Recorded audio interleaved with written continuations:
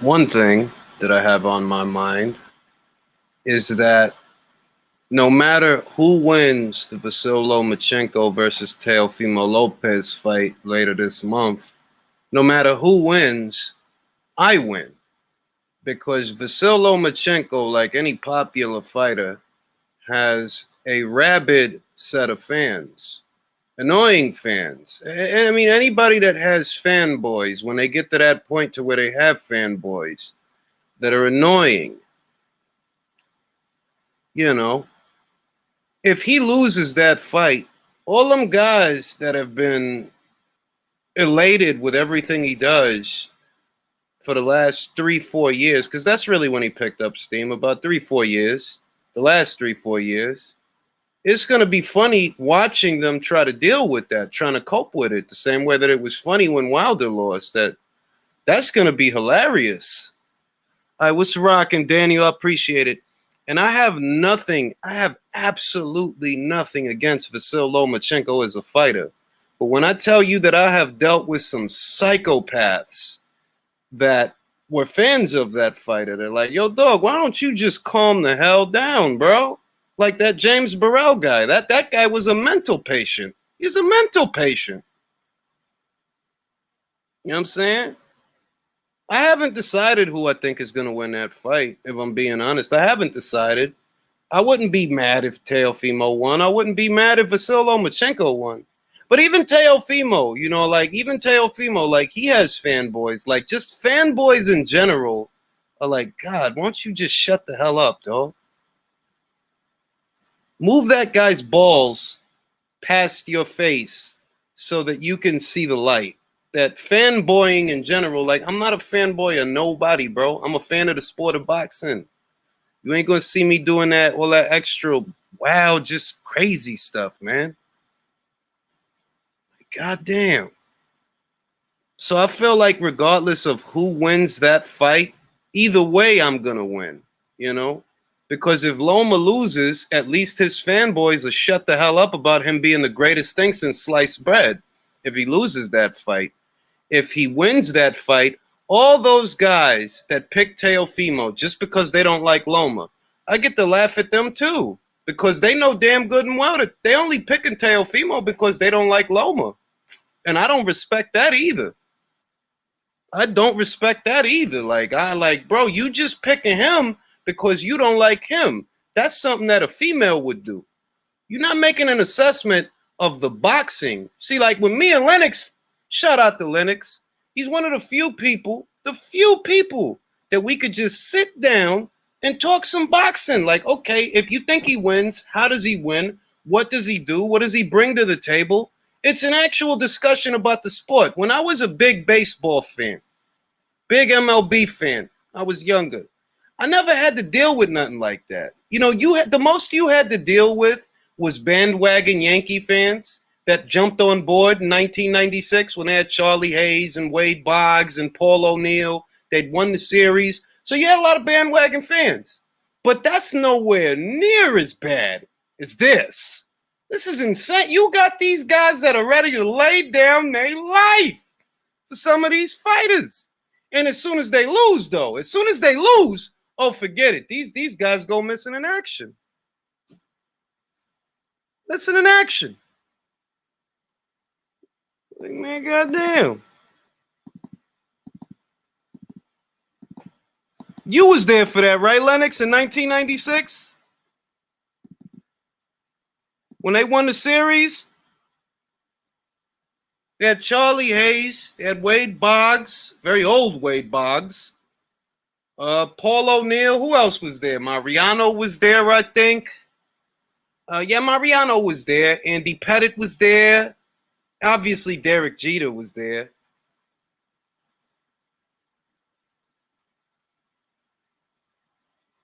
You know what I'm saying? Like, Jesus Christ.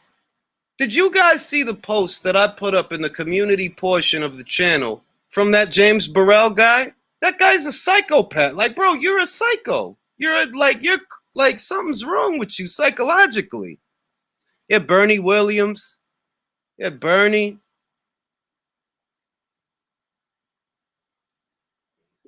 It's like, that's why I feel that whoever wins that fight, I win.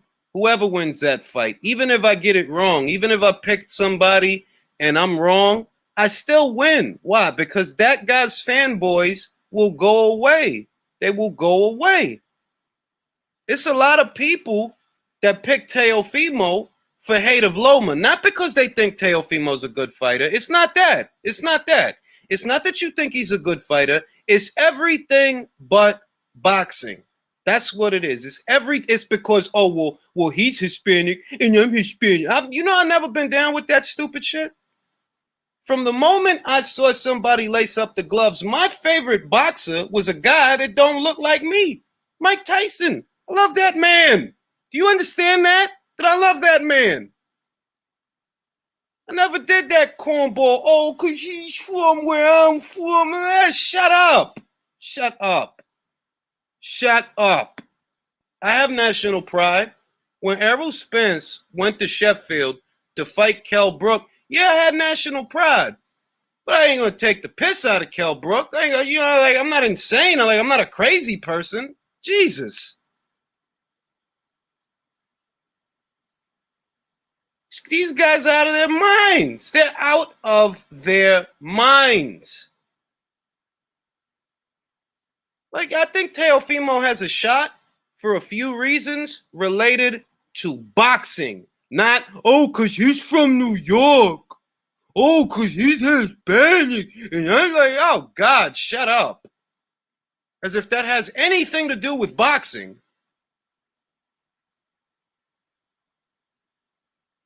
You know what I'm saying? You understand that? Teofimo's got a shot. I believe he has a chance. And it's not because he's from the same city as me. It's not because we're both Hispanic. It's because I think the kid's a good fighter, which is what it's supposed to be about. That if you're going to sit down with somebody and pretend that you're talking boxing, okay, let's talk boxing. What are Teofimo's characteristics as a boxer? Hey, what's rocking, Willie Boy? Shout out to Willie Boy. Always shows a lot of love. You know what I mean? There's some sensational fights that are going to go down in men's and women's boxing. Lopez versus Lomachenko is one of them. When I tell you that Teofimo has a shot, I can explain it to you, nuts and bolts, why, in terms of boxing.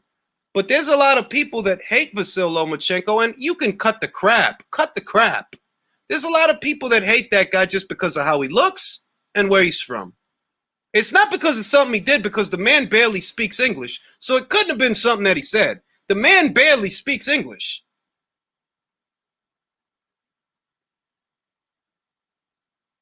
I just hope the fight is competitive. Fimo has a shot. I just don't know about his conditioning. Loma is going to try to get him in the later rounds, and conditioning is the key. I remember when Dominicans around my way were rooting for the Red Sox because they had Pedro, Manny Ramirez. Oh, yeah. Oh, God, Big Papi. Oh, God. Yeah, man. I can't do that. Maybe it's because, you know what I think it is, and I'm being honest? Maybe I'm too smart for my own good because that just never appealed to me. Like, I understand neighborhood pride and national pride, and there are those moments where I engage in that, but not to the extent of some others. Some of these people are really, really sick people, at least from where I'm sitting. Like, what's wrong with you, dog? That guy that was on Brendan Taylor's live, I forgot the guy's name, that he just came on there cursing everybody out. It's like, what's wrong with you, dog? I don't even care if you are putting on for the camera. The fact that that's how you would use your time as a human being on this planet, when time is of the essence, how you use your time says a lot about you. Are you doing something constructive? Are you doing something productive? Are you making money? Are you enjoying yourself? And I look at the behavior of an individual like that, and I'm like, you ain't doing none of that, bro. So I have to file you under applesauce. I gotta file you like, all right, he eats applesauce. This guy, he eats applesauce. Clearly something's wrong with him. If this is how you use your time on a regular basis to do things like that, you probably eat a lot of applesauce. And if you don't, you should.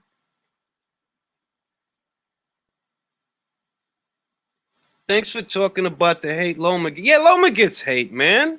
Loma gets hate. And I like I said, to me, I don't understand. Like, I can understand being critical of things that Bob said, you know, the Ali comparisons. I don't see it. I'm sorry.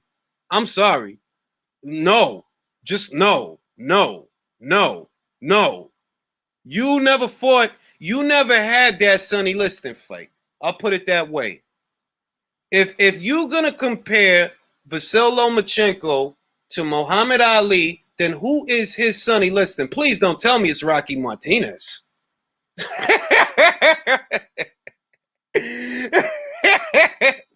You tell me Sonny Rocky Martinez was this era's Sonny Liston? Huh? Oh no, it was Jose Pedraza. That was his Sonny. Oh man. Now I will say, in some way, the Cleveland Williams fight, there were shades of that fight in the Lomachenko versus Mariaga fight. Can we say that? It was a sound beating. It was a sound beating. Man alive, man.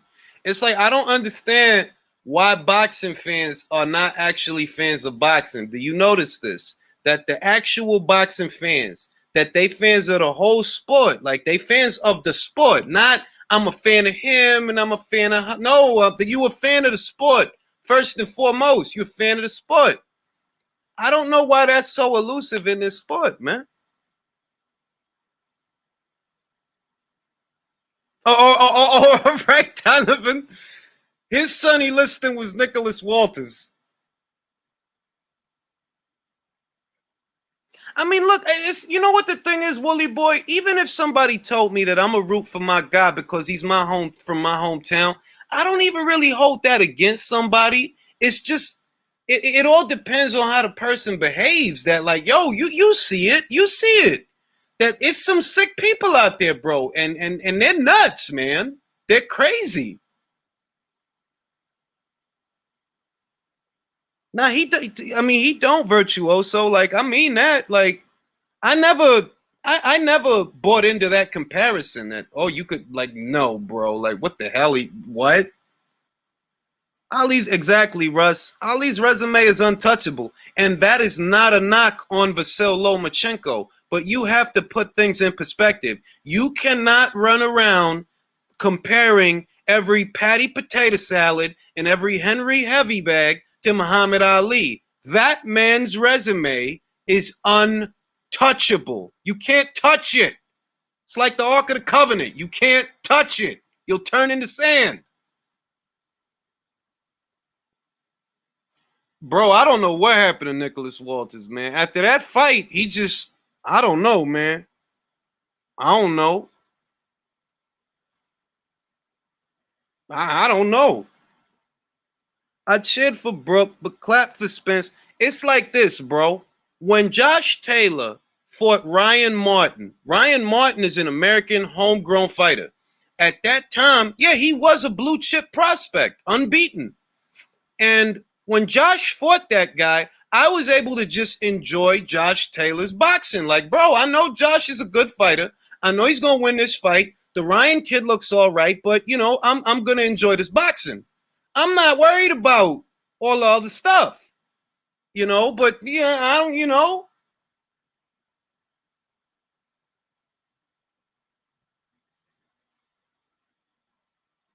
Comment on your channel regularly, certain characters who seem to off. Yeah, man, they it's like you can't forget enjoying the sport, bro. You can't enjoy life when you have that kind of mentality. You can't enjoy life. You are at odds with everything. I'm going to eat a ham and cheese sandwich with mayonnaise in it. I know that I have salmon in the fridge. I can fry it up right now, but I can enjoy my ham and cheese sandwich. To be honest, I think that Bob has done Lomachenko a disservice with all that Ali talk if I'm being honest. Also, Bob's statements about not being able to promote. Oh, he shouldn't have said that. I've never agreed with Bob when it comes to that. I know that. I think that the disconnect that people have is trying to market to demographics as opposed to trying to market the individual. The individual. It's your individuality that makes you special. And in that way, individuality distinguishes you from other groups, from other people. You got to honor the differences. Salmon is good stuff, man. It's good stuff. You don't got to season it a whole lot. You don't got to do a lot to it, and it tastes good. The texture's always good. Salmon's good stuff. You know, you gotta honor the differences, man. So I think about it. But yeah, you know, regardless of who wins that Vasil Lomachenko versus Teofimo Lopez fight, I feel like the winner, because that person's fanboys will have no choice but to go away. Vasil Lomachenko gets a lot of hate, right? And it is hate, because if you cannot make it make sense, that just means you hate that person. It's not something that they did. It's not something that they said. You just don't like that person. That is hate. Now, I'm not asking you to like the guy. You don't have to like the guy. You don't have to enjoy his boxing. You don't have to. But if you don't, and you can't quantify it, you can't make it make sense, that is hate. And I know why you hate him. The same way I know why the same way that I know that Terrence Crawford can't do nothing right for some people. For some people, he can't do nothing right. And I know why. I know why. And it's for the same reason that the Loma guys hate Loma. It's for the same reason that the Terrence Crawford haters hate Terrence. It's the same thing. It's the same thing.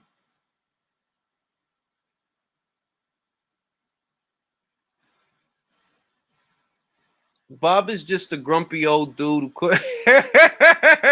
Yeah, we got to talk about that. Let me see if this joint is working right. All right. I got it on the clipboard. I got it on the clipboard. We're going to put the link.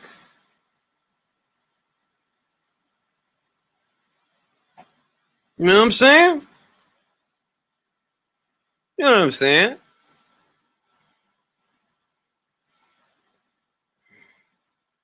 I think they're both great fighters. Look, currently, right?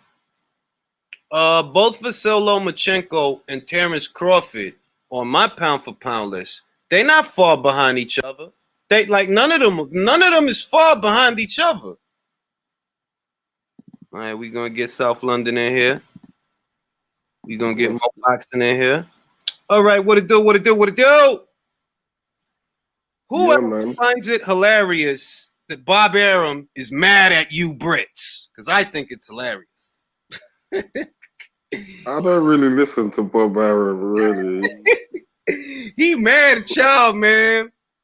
Yeah, I stopped listening to him a long time ago. I only listen to him when he's announcing fights. Other than that, his general opinion is crap. Me personally, I don't even think he hates Britain. I just think he's competing against them. You can't big up your competitors. I think deep down inside. You can, because look, Mo, let's say Mo is a sensational fighter. Mo is sensational. I'm not, but okay. But let's just say that Mo is a sensational fighter. It don't make no sense for me to tear him down if I'm about to fight him, because then if I beat him, I beat a guy that ain't shit. And I've been running around telling everybody, hey, he ain't shit. So when I beat him, I beat a guy that ain't shit. But if I tell him, look, Mo's the greatest fighter that I've ever seen, I've never seen a fighter like Mo. So when I beat him, bro, he beat a guy who was a great fighter that he never seen. He never seen a fighter like that. You see how it works? Yeah. But that's not the way the world works. Common sense is not common, brother. No, it's not. No, it's not. The only thing I'll probably go on. Just wanted to go back to one point about what you were saying. I popped in just as you were talking about Loma, his fans, and how you quantify hate, and the same for Terrence Crawford. The truth is, in this world, is if you don't have haters, you must be doing something wrong.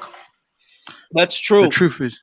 And you know what? Look at Dave Allen, for example. I can hardly name any people that dislike Dave Allen, but he ain't that good a fighter. No, I mean they love Dave Allen. They love him to death, man. They Yeah. love that guy. But if you do look, it's like an old saying they said in a rap song.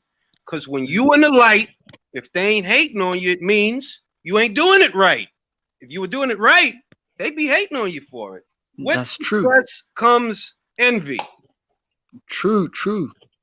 And one more thing, they hated Ali in the States when he was fighting, and now look at him.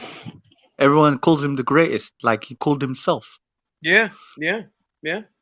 But for me, this is the thing. I feel that as a species, not just the Americans have to do better. No, the human beings we got to do better, dog. We got to do better because that kind of stuff, that mentality, it sickens me, dog. Like, yo, why don't you stop making it about yourself, right? Because these guys that identify with fighters, the only reason that they go so hard over those fighters is because they try to live vicariously through them. You're not even living in the moment. You're not enjoying what's in front of you. You're just making, Wilder's like me, so I got to go hard for him. Teofimo's like me, so I got to go hard for him. This fighter's like me. Bro, it's not about you. It ain't about you. True. You know what? The man take all the fun out of the sport, fam, because you can't even have and I'm a pragmatic individual, yeah. So when you get to a point where man them are moving off emotion for no reason, and you can't have a logical boxing conversation about it, it's like, fam, you know what I mean? Like Jules, me and you, yeah, we had chats about Tio, and I'm like, I've said my thing, like listen, man. Up to the first 6 rounds, the kid's got talent. My concern is, and I know what's going on in this camp. You know what I mean? Like, he's got tools, but you should see how man attack me for even saying that the fight's going to be competitive. Man, them act like he's going to go out there and get smashed in the first round. And I'm thinking, fam, you know Lomachenko is not exactly that hard to hit. Like, he's not, because I wanted to have a conversation about Vasyl Lomachenko as a fighter, the good things, the bad things, and the boxing. And like, look, yeah, he's a great fighter. I think he's a great fighter. All right, I think he's a great fighter. And I also think he's a one in a lifetime kind of fighter. But I've been saying it. This guy ain't gonna be around for that long, bro. Like, no, he not. That style that he got, it don't age well. I'm telling you, it don't. It don't. Year by year, he's getting touched up more and more. Year by year. Yeah. You look at him in the super featherweight division, he didn't look like he could get beat, man. But Campbell gave him a tough fight. What's his name? I've forgotten his name. How can I forget Jorge Linares' name? Linares, yeah, fam. Did you watch that did you watch that fight again with Linares? Which one? The Linares fight. I think last time, wherever I was here, I said watch him when he fights Linares and when Linares pushes him back. And I watched the fight again. When Linares pushes him back, my man looked a bit confused, fam. He had nothing going backwards. To Linares' credit, the other thing that we have to bear in mind is I don't use a fighter like Jorge Linares as an insight into a fighter like Teofimo Lopez because, bro, you don't have the experience that he got. It's easy to sit here and shit on Linares after he get beat or something like that. But that dude was the 3-division champion when Loma fought him. He was a 3-division champion. Teofimo, you just became a champion, what, 1 fight ago? It's not even comparable, bro. It's not comparable. In your opinion, though, are you thinking that these two are like the best at the weight between Lomachenko and Teofimo? Am I thinking what? Do you think they're like the best 2 at the weight? Yes, easily. Right now. But that's because look at the weight, bro.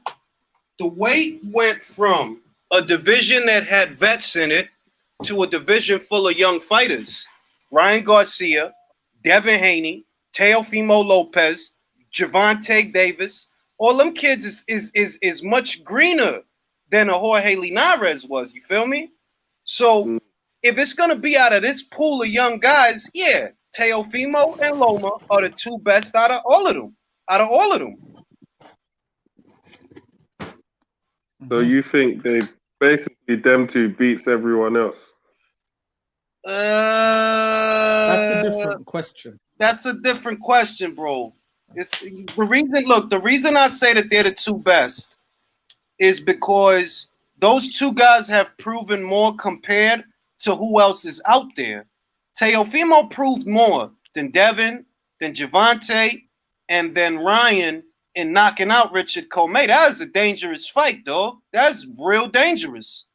Obviously, Loma's more proven than them young guys. So because they're more proven on paper, you got to say, yeah, these are the two best guys here until proven otherwise. The story's not over.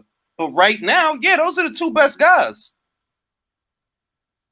Well, I'm looking forward to this fight anyway. See what's really, really good. Because at the end of the day, there's nothing like people actually getting in the ring, scrap all the talk, just get in the ring, and let's see what's going to happen. If there's going to be an upset, or if it's just going to be like how most people think it's going to go with Lomachenko just doing his thing. You know what? I'm concerned about that people might have not thought of, and this came to mind watching the Buatsi card on the play on whatever day I watched it after I landed. Yeah, is the fact that there's no audience, that this could have a sparring atmosphere that might affect one fighter's performance. Well, there's gonna be 250 people there, bro. That's something. No high rollers or fans will be in attendance. Yo, fam. You know what, fam? I'm gonna say right now, you're not gonna hear anything positive coming from me. I'm gonna try to be objective, but my distaste for Bob Arum has gone through the roof in the last 3 days. You know what I really think happened with Bob? I think Bob hoped that they were gonna give him a big flat number, and Sky told him, "Nah, bro. If you trying to make some money, we'll put it on pay-per-view for you." And Bob knows, bro. But fam, did you see the whole interview? Did you see the Eddie addressed it? Like Eddie came ethered him. Eddie talked about that he pitched the fight to every broadcaster, and he's just mad because Eddie made him an offer, and Eddie was the only one that made him an offer, and he pitched a bunch of other fights. You got watch the new IFL. He pitched it to BT. He pitched it to ITV. I mean, shit, I wouldn't be surprised if he pitched it to the BBC. Wow. So and they wasn't biting. Yeah, fam, because you know what I mean. You know metrics, fam. Like at that time of the day, and here's what I've been trying to bring up. Yeah, when you were bringing up the DAZN thing, I'm trying to point out is you know my credentials. That the fact that these guys build a catalog, you see, because Bob isn't going to sell the fight and sell it as a catalog piece, which means that whoever buys that fight only gets to broadcast it once, maybe twice. So when you're something like DAZN or any streaming out or any company that has a catalog, like Sky's got a catalog, yeah, and you're gonna pay for a fight, ideally you want that fight for replay value. So a place that's building up their library, right? They want to have this as replay value. So we're not just gonna cut you a big check for a 2-time broadcast and we can't keep this on the catalog. So if you go on DAZN, they got the Matchroom catalog, they got the Golden Boy catalog, right? So when they license fights, they want the catalog. The problem there is this is an ESPN fight. So in the catalog, it's going to go on ESPN. They don't get to keep it on the catalog, which now reduces the value of the fight. Look, bro, if you want my honest opinion what happened to Bob, I think Bob thought that they was going to offer him a nice chunky flat number, right? Bob has to know. Ain't no point in staging it as a pay-per-view. Not at that time, bro. Not in that country, not in that region of the world, and not at that time. He probably thought they was going to pay through the nose to get the fight, and they told his ass, nah, bro. Yeah, obviously, but you know there's a personal agenda there because he's not discussing everyone else that turned it down. Nah, ITV turned it down. bro. BT turned it down. You think I didn't notice that? Why you not talking about Frank and them? I thought you was cool with Frank, bro. Like, why Frank and BT? Like, why wasn't that the first order of business? Like, y'all stay eating together and all of that and all of that. But you study talking about Eddie all the time. Like, I ain't saying look, because I seen Lexi Doyle on Twitter. Shout out to Lexi. I know she's still mad at me. She was talking about how all the Eddie Hearn defenders, and I'm thinking like, well, you got to realize that he's only talking about Eddie though. He's not talking about Frank. He's not talking about. It's more than Sky Sports. There's ITV. He pitched it to ITV, fam. I can't even remember last time ITV had a fight on. Did he at least pitch it to Dave? Pitch it to Dave. Pitch it to Dave. They used to show fights. Yeah, David Hay fights. Yeah, that's true. But that was, Dave is PVC card. Dave is like a random comedy show channel, right? Where like they show Family Guy or old British sitcoms and stuff like that. Dave is the equivalent of that card that they staged on the Impact Network, right? The Impact Network is a religious channel. It's for church and stuff like that. But they were showing boxing matches on there, bro. Really? Dave is pretty much where you watch reruns of comedy shows from 7 years ago, bro. Yeah. It's the same relationship though, that this boxing match does not belong on this network. Like, why are you showing this? The people that come here don't come here for this. True. That's mad. That's mad. Like, I'm just saying, he should have pitched it to Dave. But that's a pretty accurate example to give though for the American fans. And also Mark made a good comment. It is a rerun show. It shows like comedy reruns.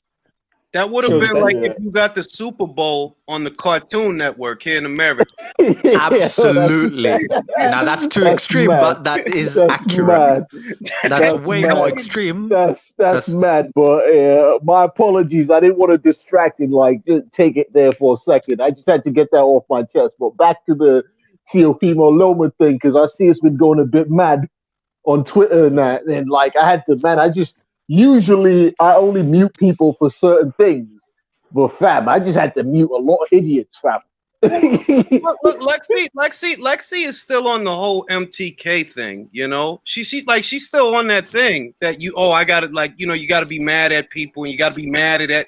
Bro, I don't got to be mad at Eddie for shit. I'm not defending him, but you can't expect me not to notice that Bob went to well, not really, but he pitched the fight to different UK broadcasters, not just Eddie, but the only one that he keeps attacking is Eddie.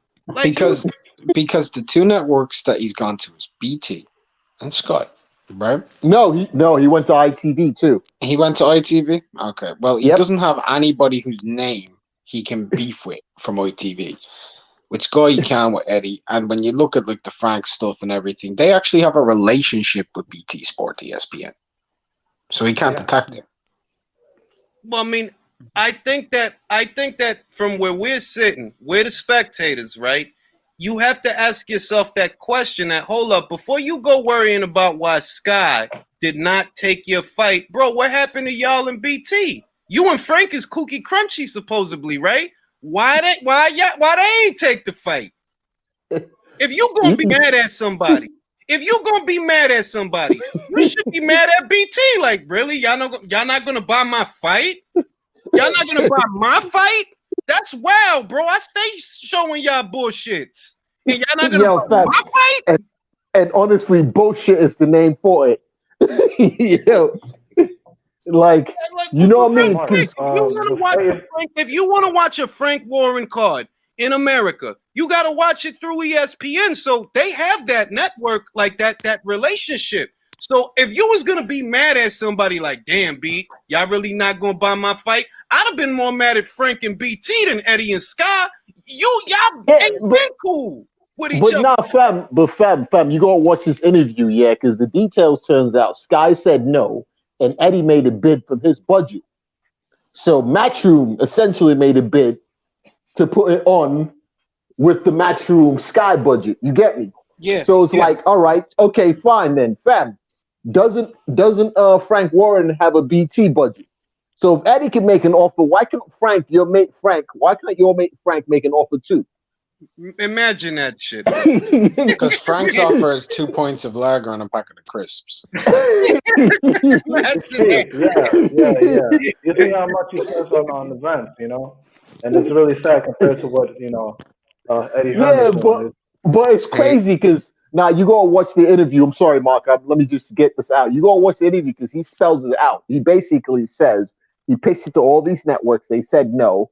I went to him with my boxing budget. So basically, the Matchroom Sky budget. So Sky could have bought it themselves with a separate whatever excess budget they have. But Eddie went to him with basically a budget that he would have had to make one of his cards.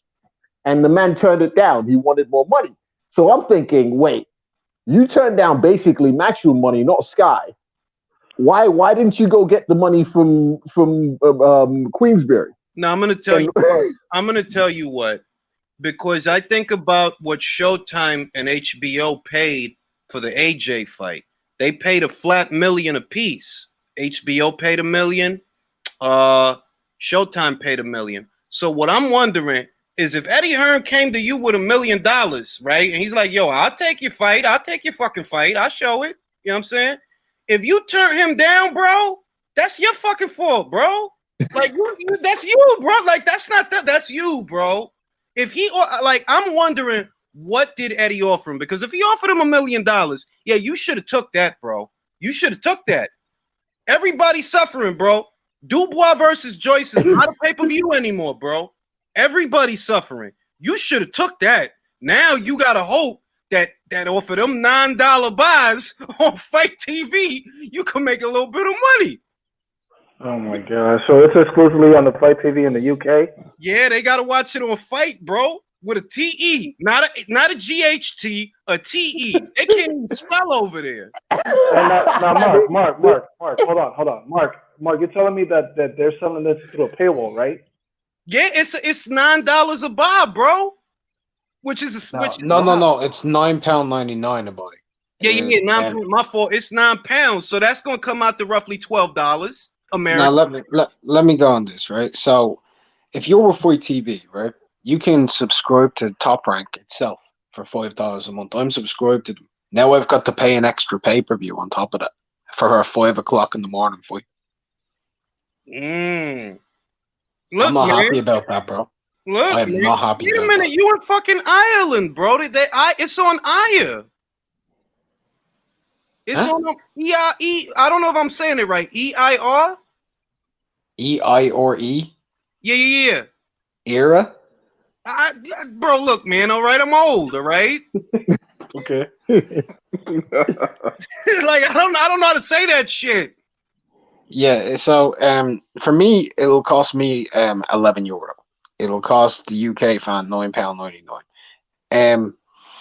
Most people who go to Fight TV, most of them subscribe to Top Rank anyway because it's so cheap. It's $4.99 a month. But what's the point of me having a subscription to Top Rank and then I don't get the best fight, which is essentially why I actually subscribe? Then I have to pay, even if it's just a small amount, when the American fan gets it for free. Man, that's fucked up, bro. I have to stay awake till 5 o'clock in the morning. No, I mean, if it's me, I go to sleep, bro. That's what I did with Inouye versus Donaire. I went to sleep. I just went to sleep early. I woke up, caught the fight. Great fight. I did the same thing for Murata Brent too. I went to sleep early, woke up early. But Mark's point is that he has to change his lifestyle to accommodate the hours to watch that fight. Listen, and he has to pay an extra fee to watch that fight, even though he's already got ESPN. That's the point that he's really making. Mark, that's a life-changing fight. If Teofimo Lopez gets his ass kicked, right? How funny is that going to be for the whole afternoon? How funny? All them guys that have been hugging his balls and swinging off his balls. How funny is that going to be? Like, y'all spent the last 12 months talking crazy. Now y'all got to live with this, bro. We're going to make all kinds of memes if he gets beat up. Yeah, but because of that one fight is costing me more than double my subscription, right? I've been subscribed for 2 months, right? I only started, but I've been subscribed for 2 months. Why do I have to pay for one fight for 5 o'clock in the morning? And by the way, I ain't changing my life, like my entire schedule around. I'm going to have to stay awake to watch that shit. Bro, I'm not all right. Hang on. But either way, you're changing your life. Hang on, Mark. Yeah. Hang on, Mark. I go and get, because sometimes I can't get a proper read on you. Are you actually being serious, or are you just playing devil's advocate and taking the piss? What you mean? Are you really going to stay up? Like, you're not going to go to sleep? I can't go to sleep. I can't go to sleep. Bro, go to sleep at 8. Bro, while I'm at work? Oh, shit. And even if he's not at work, have you ever gone to sleep and then tried to wake up for a fight? It's so hard. No, it's not. No, it's not. No, hold on. Have you ever had to do it at 3 o'clock in the morning? Because I know a new way in Donaire was at 5:45 a.m. for you. Look. In Nui Donaire, Horn Zoo, it's a couple of fights I had to do that. And I felt great, bro. I made my coffee. I had a little snack. It was like boxing in the morning. Like, oh my God, boxing in the morning is so good. I got my coffee. It's not the same when the card starts at 1 a.m. I don't know. I don't. Every time I've had to wake up for a fight. Honestly, not only was it a great fight, right? And think about it. You know, we don't there. Watching Jeff Horn get beat the hell up the way that he got beat the hell up. That was fun. That was fun. Did you have to pay for those fights on top of what you already paid? That's the only thing. No, but remember that you're talking to a guy who could have easily stolen the Charlo fight, but chose. Because I could have stole that fight, bro. But out of principle and love of the sport, I chose to pay for it. But you're also talking to a guy. Listen, you know what? Who bought that fight as well. You know, on Fight TV, but I didn't have a subscription with PBC because they don't offer one. Sergio Mora and Chris Mannix and John Skipper need to hear this. When they wasn't showing no fights on DAZN, nothing, when everything got shut down, that is when I switched over to annual because I knew they needed the money. That's me, dog. I can't speak for everybody. I'm a man of principle. Yep. Okay. Well, he's out here. Yeah, you know what? Sorry, but Mark, I'll give you the table back in a second. But I just want to say that shout out to DAZN for allowing me to stream internationally, because I sent an angry tweet because my shit was getting blocked every time I changed territories, and they sorted it out. Obviously, I had to pull a bit of rank and point out that I did a bit of work for them. So, I just want to say, I don't know if everyone can do this, but now my DAZN subscription is international. Shout out to them. Man, flex, that's all. flex. Mark, go ahead. No. Lennox, you flexing, yeah? I see you. No, I'm gonna retweet. Lennox with them credentials. I'm gonna retweet the tweet. No, because I tweeted them because I was angry. I'm not sure what it was. Sunday, yeah, and I got back and it was like I couldn't watch the Boatsy card, so man was furious because like I just left Belgium on Sunday and got to Istanbul right when the card was starting. So I was furious, and I was like, "Fam, I'm gonna start to pay international roaming." So I turned on the international roaming, whatever. Basically, was paying like super high data. So I tweeted DAZN just on some mad thing, just like, fuck it, bad customer service. And they responded back. And then today it was like, oh yeah, we'll fix it for you. So anyway, but I'm sorry, Lennox turned into a Karen, yeah? I see you. I see. Nah, fam. Got that Nah, angry fam. email I written was up, worse. yeah? You got it draft up, yeah? Bro, And you're about to Nah, I send was it. worse. John Skipper, okay? I need to Yo, speak that's to what I John did, Skipper. fam. That's what true story. Look at the Twitter. That's what I did. I was like, He had my to tweet carry was it like, up. yo, listen, the zone. As some Yeah, I did. I carried it up, fam. You should I'm gonna retweet it. I was like, yeah, fam, listen. I was like, I'm disgusted. I work for you lot. I've created content for you, and I'm disgusted that I'm an annual subscriber and someone who's actually created some of the content that you sell, and I can't use my subscription internationally. All I'm gonna say in reference to this subject is, right, if the shoe was on the other foot, compared to what I'm paying to see a pay-per-view in this country, yeah, I'm okay with the Loma Lopez situation. I'm okay with like, oh, $12 on top of my, that's fine, dog. Somewhere there's some fat American paying $80 to see a rerun of Wilder versus Ortiz or Leo Santa Cruz versus Gervonta Davis. I don't have it anywhere near as bad as they do. And if I'm being honest, I don't know if I'm even going to stay. Oh, wait a minute. What? Inui's fighting that night, right? Yes. Oh yeah, I'm gonna stay awake. Oh yeah, Michaela's fighting that night. I gotta stay. Yeah. I'm gonna stay awake. But I'm not She's paying on the for that undercard, fight. right? Yeah. But I'm not paying for that. Leo, like, no. Casa Boxeo is where I'll be watching that fight. Put some respect, though. Don't say on the undercard. Co-main. Yeah, co-main. co-main. It's the co-main, man. All right, and I've been waiting. I have been waiting for that. Like I'm not being nice. I'm not being nothing. Like I was waiting for that fight, so I'm gonna stay up for that. But as far as Davis versus Santa Cruz, I'm gonna be watching that on Casa Boxeo on my phone via a certain app, which I won't mention here. Can I? All right. I need some information on the app. I'll direct message you for that info. I got you. I'll let you know which one. Honestly. I'd like to point out that that the fire stick thing is probably a lot more difficult than I thought it was, because I tried to fire stick the PBC card. I bought a fire stick and the thing would not even start working, so I said fuck it. And eventually they got some money from me. Actually, I went over to a mate's house and I split the card with him. I'm disgusted at myself, but no, look. I have one. And I only really ever bring it out because most of the time I just use it for my kids so that they can watch stupid stuff on this monitor thing that they have. But like I rarely ever use the thing.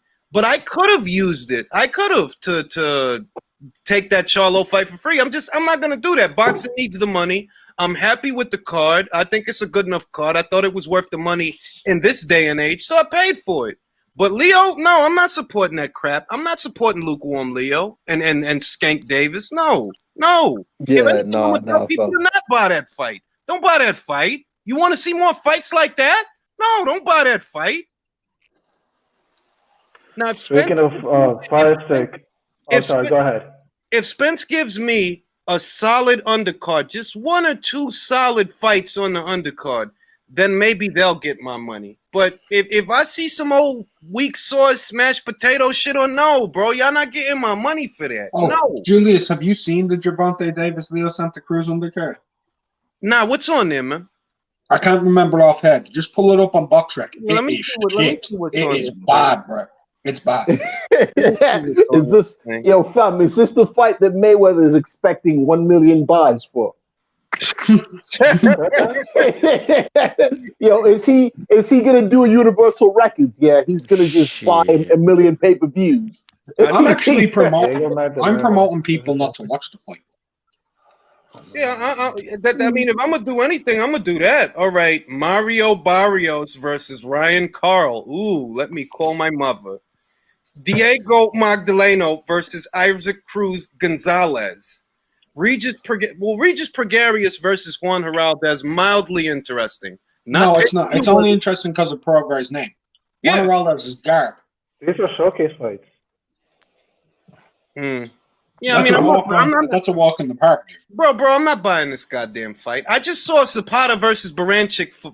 Bro, I'm not paying. No. I watched Zapata Baranchik as part of my $5 subscription. All right. That was part of my regular No, wait, that was ESPN Plus. That was my ESPN Plus. That was part of my regular ESPN Plus. All right, that did not cost me an arm and a leg. You think I could watch a fight that good? I could watch a fight that good and turn around and pay for these two guys? No. Can I ask you a question? Listen, I hope. Go ahead, Max. Go ahead. No. I was just saying that I hope the Loma Lopez thing is on ESPN Plus because man's not got regular ESPN. So, and I'm about the app life because I might be on the road on a shoot, so I want to be able to watch ESPN, that. bro. That's regular ESPN. But you get you the Disney Plus app. If you get the Disney Plus app, you get ESPN as part of that package. Seriously? All right, that might be. Yeah, that might be. Yeah, and it's only like $12.99 for the package because I heard it was packaged with Hulu, and I gotta look it up. Yeah, man. Do it that way. If you on the road, if you're gonna be on the road, you know you're not gonna be home. Just get that. Julius, all right, that's what I'm gonna do. Now, fam, listen. I'm gonna be honest. I'm really because man's been just flying and on the road on this shoot for the last week. So I'm really about the sport apps now. It's not just like anybody that's got live sports on an app. I am about that life. Get Disney Plus, man. Get that Disney Plus. You could, if anything, they'll probably have a free trial or something like that, to where you won't even have. Nah. I'm not. Listen, 12 quid's not gonna kill me. You know what I mean? No, I'm just saying because outside of watching superhero movies, which is nice, it's good for my kids, but outside of that, I don't really know what I would do with that app. You know, like I don't. Aside from that, you know? I'd watch Emperor's. Yeah, because the thing is. But yeah, man. Yeah, but I'm sorry, Mark. Go ahead. I stepped on you. Go ahead, Mark. It's cool. I forgot what I was going to say. It wasn't important. All I'm gonna say is no. It was something about the Davis card. We were talking about the Davis undercard. All I'm gonna say is it's not even like his undercard is obviously weak. Like if we're being honest, and I said this plenty of times on plenty of lives.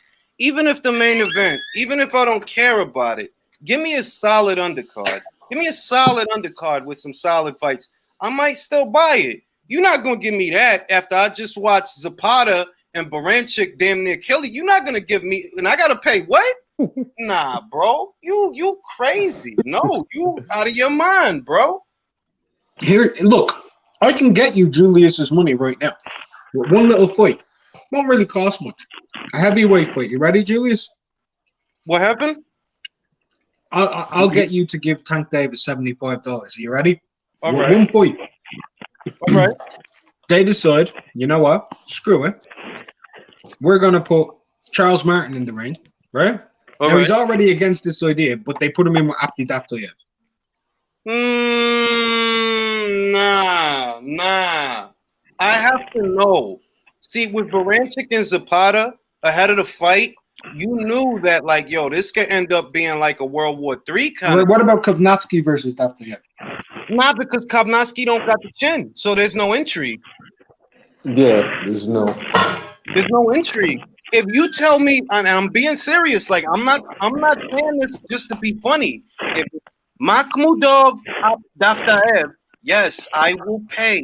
Yes, because I don't know what's gonna happen, so I'll pay for that. Maximum violence. Word. If I don't know what's gonna happen, know what's gonna happen, like if you gave me Murat Gassiev versus Alen Babic, give me, yo, I swear to God, I'll pay for that, bro. Because somebody's going to the hospital. I know somebody's going to the hospital. Babic is going to the hospital, man.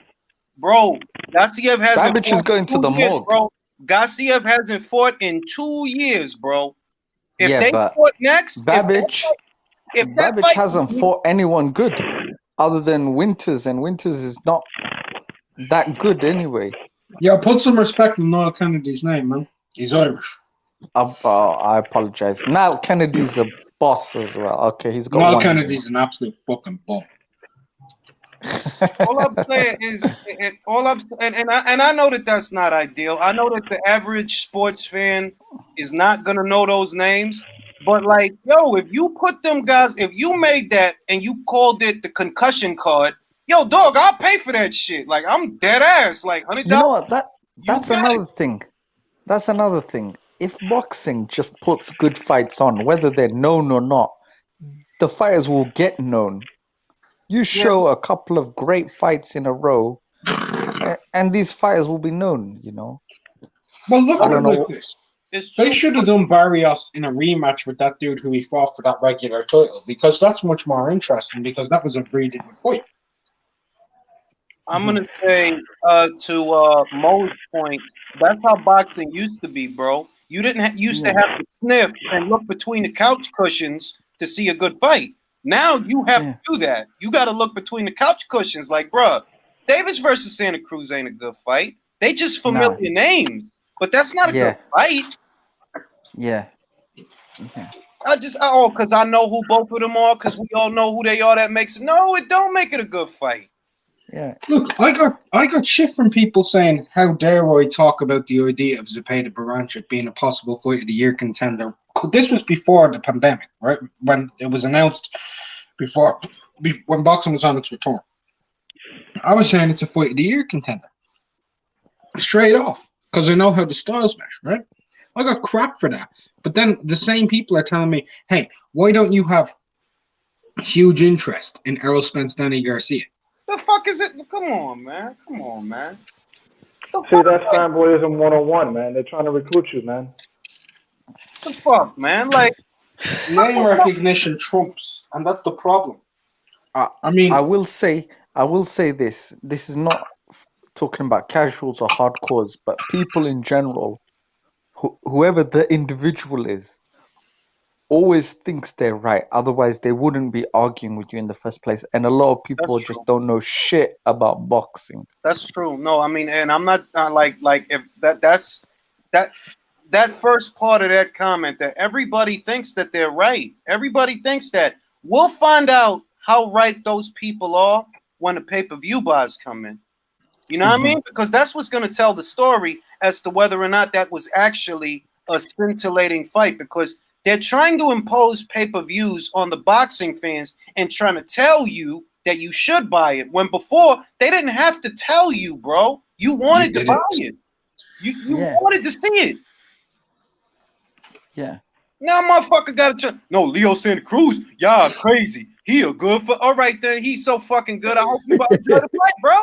Enjoy the fight, because I know I ain't buying that shit. I'm gonna be on Casa Boxeo with my mans in them. They'll be narrating the fight in that video.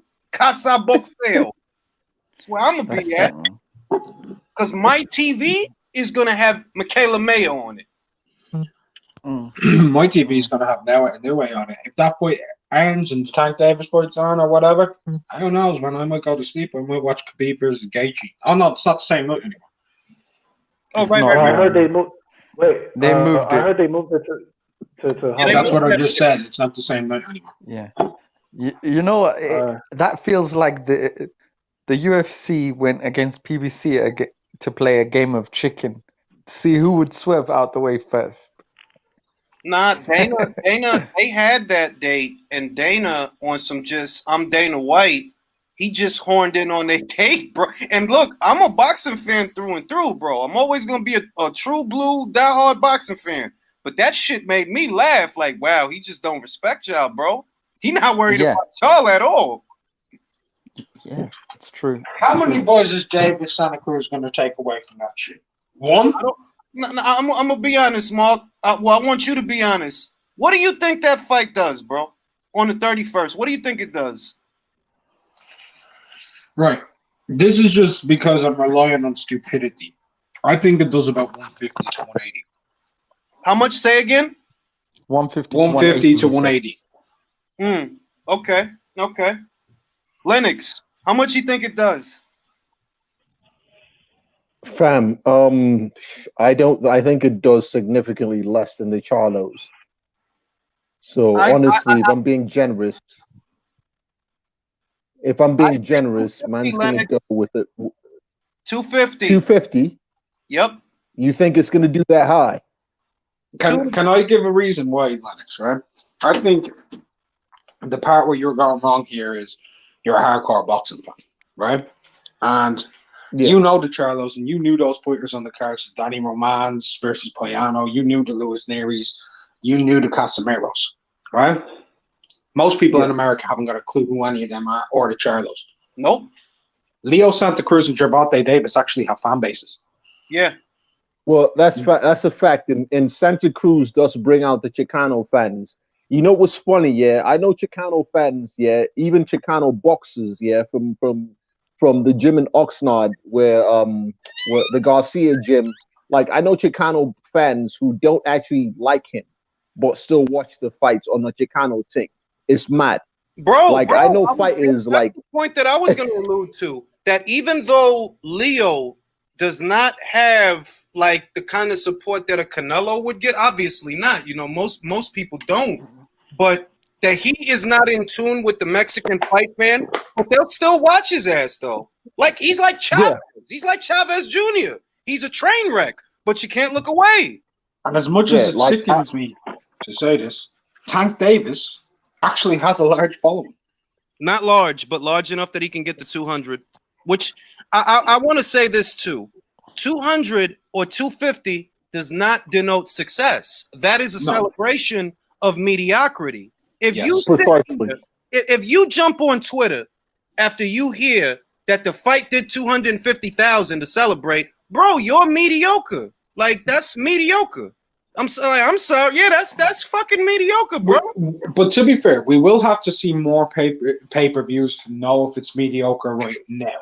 And the only reason I say that, all right, and I'll say this: that the money that they have to what they have to recoup on that is going to be significantly less. Yeah, I'll tell you right now that the Fight Camp documentary, the stuff that I normally shoot. So normally, someone from my company would probably be in Baltimore right now. You know what we did?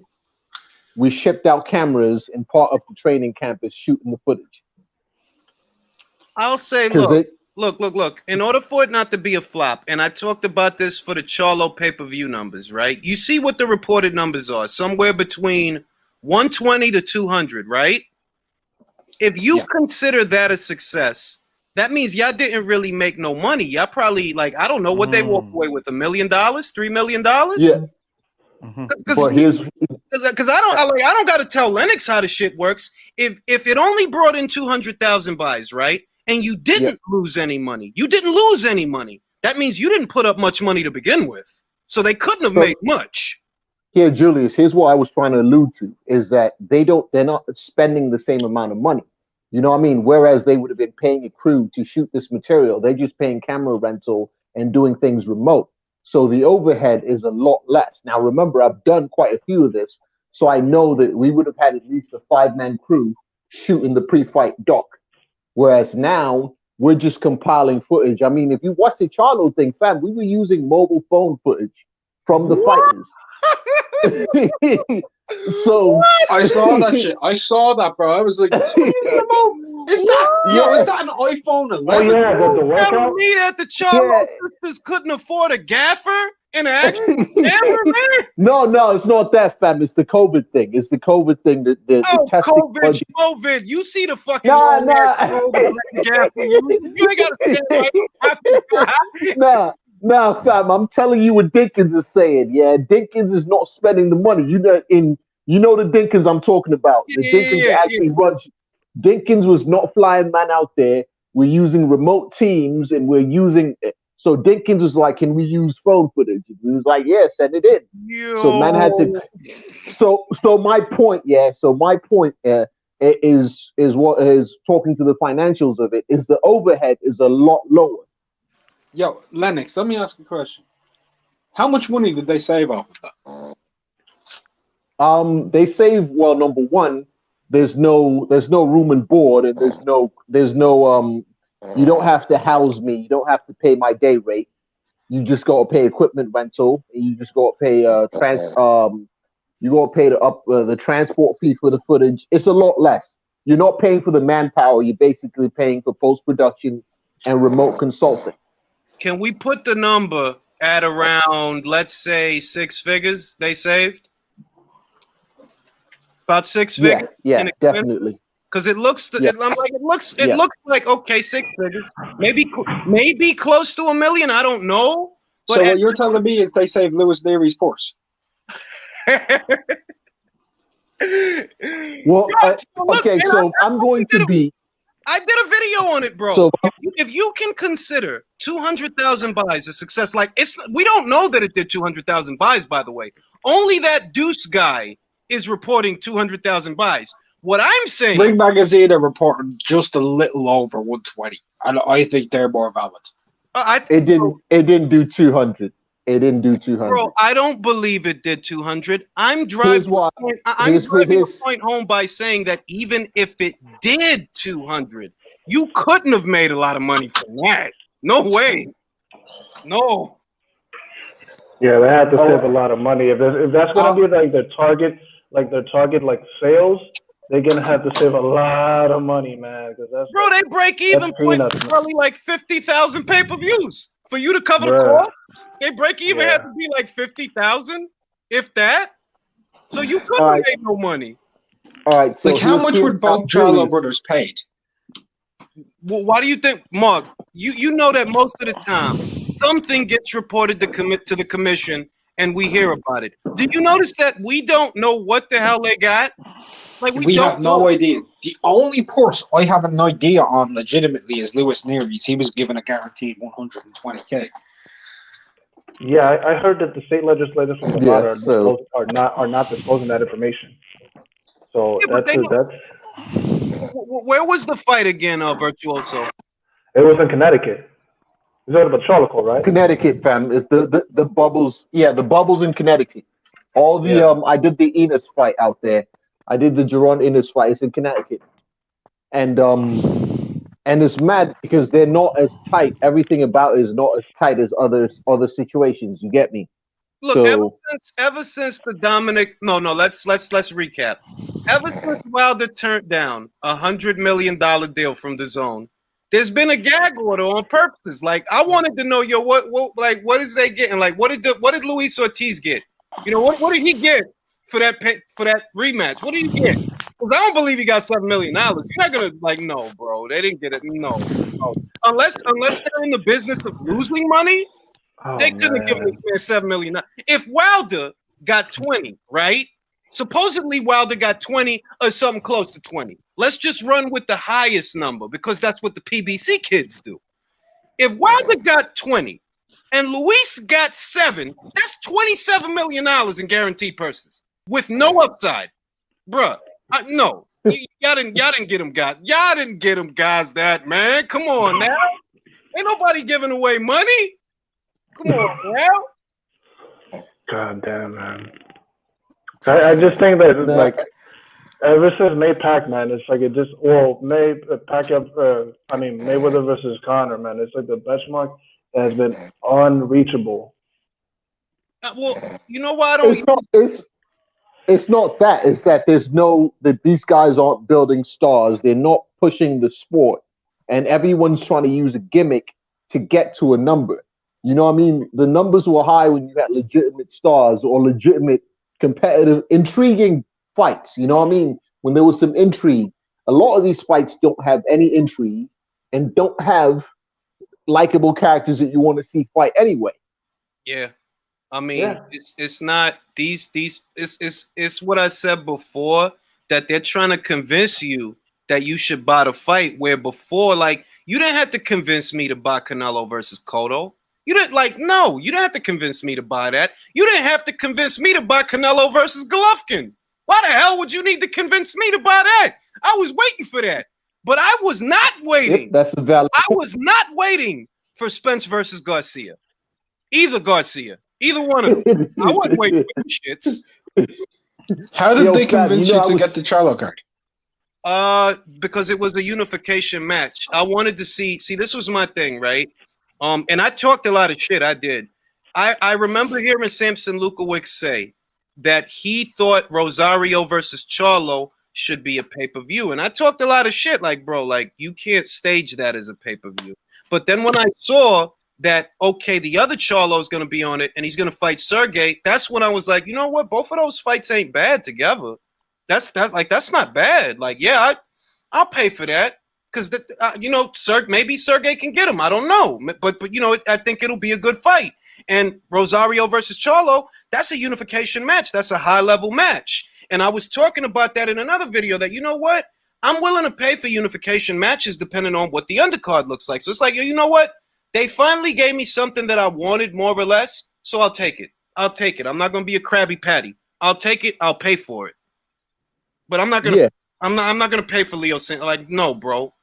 Bro, you should be paying me to not watch it. You know what? The Charlo card was sort of like the Charlo card was one of them ones there where they got you on like, oh fam, at least they're trying. You get me? Yeah. Because when's the last time they put on a card where you're like, oh, at least they're actually trying to put on some interesting contests? Yeah.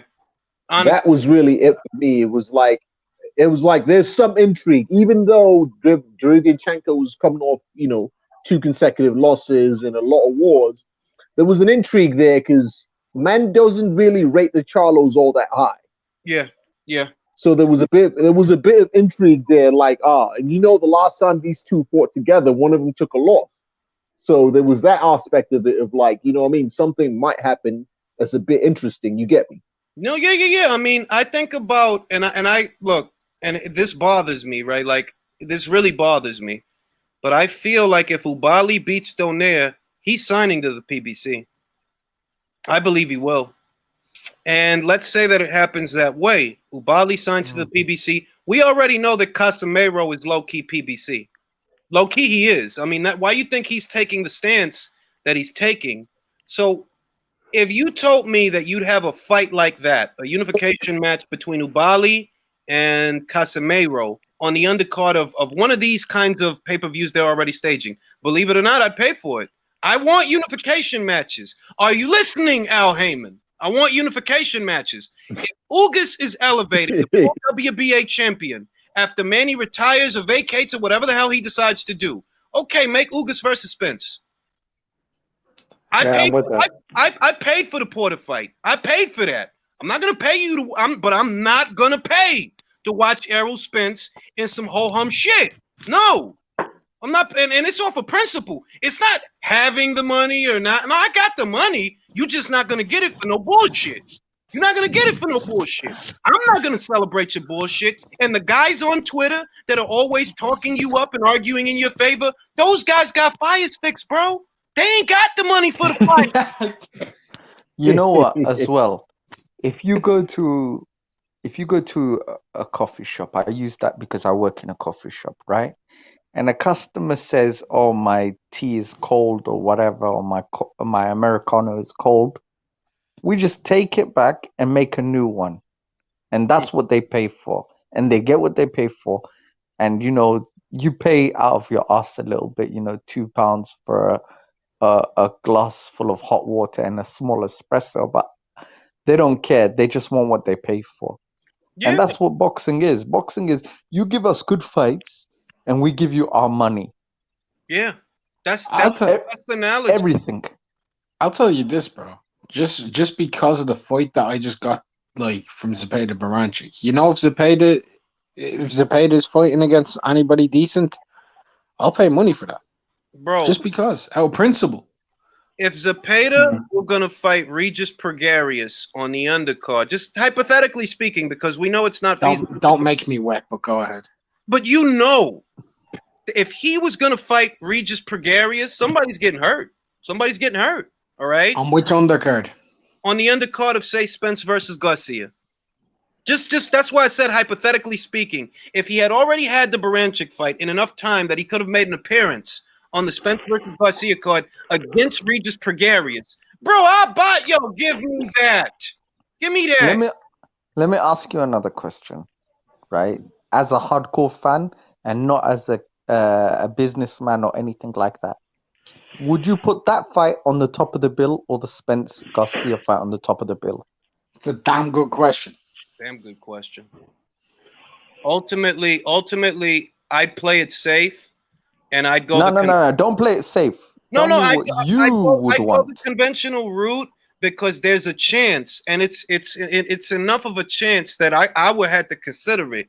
If Spence is damaged goods and he out here wearing dentures and Danny punched the teeth out that man's mouth, bro, that's gonna be historic. Like, oh my, that's gonna be a what the fuck fan man moment.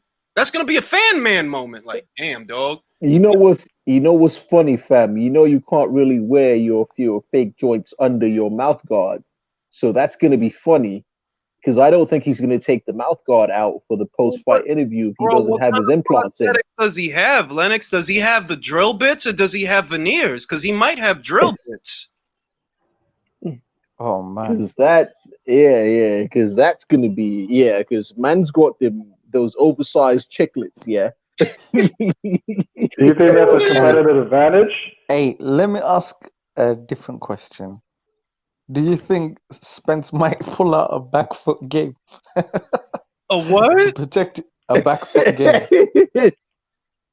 Against Garcia. Spence tried to dance around the ring. I can see him doing it. I can see him doing it. What I see, and which is why I'm still on the fence about buying the fight, Spence's best bet to beat Danny is to outwork him, but be careful because you don't want to get caught between the shots, and Danny can catch you between the shots. I wonder if Spence is going to be economic because I've never known him to be economic. When has Spence ever been economic? Ever? When?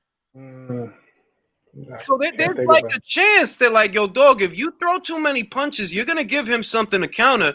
And I don't know if you can afford to get hit with a punch you don't see. We see what happened to Ivan when he got hit with punches that he didn't see. Ivan is a tough dude, bro.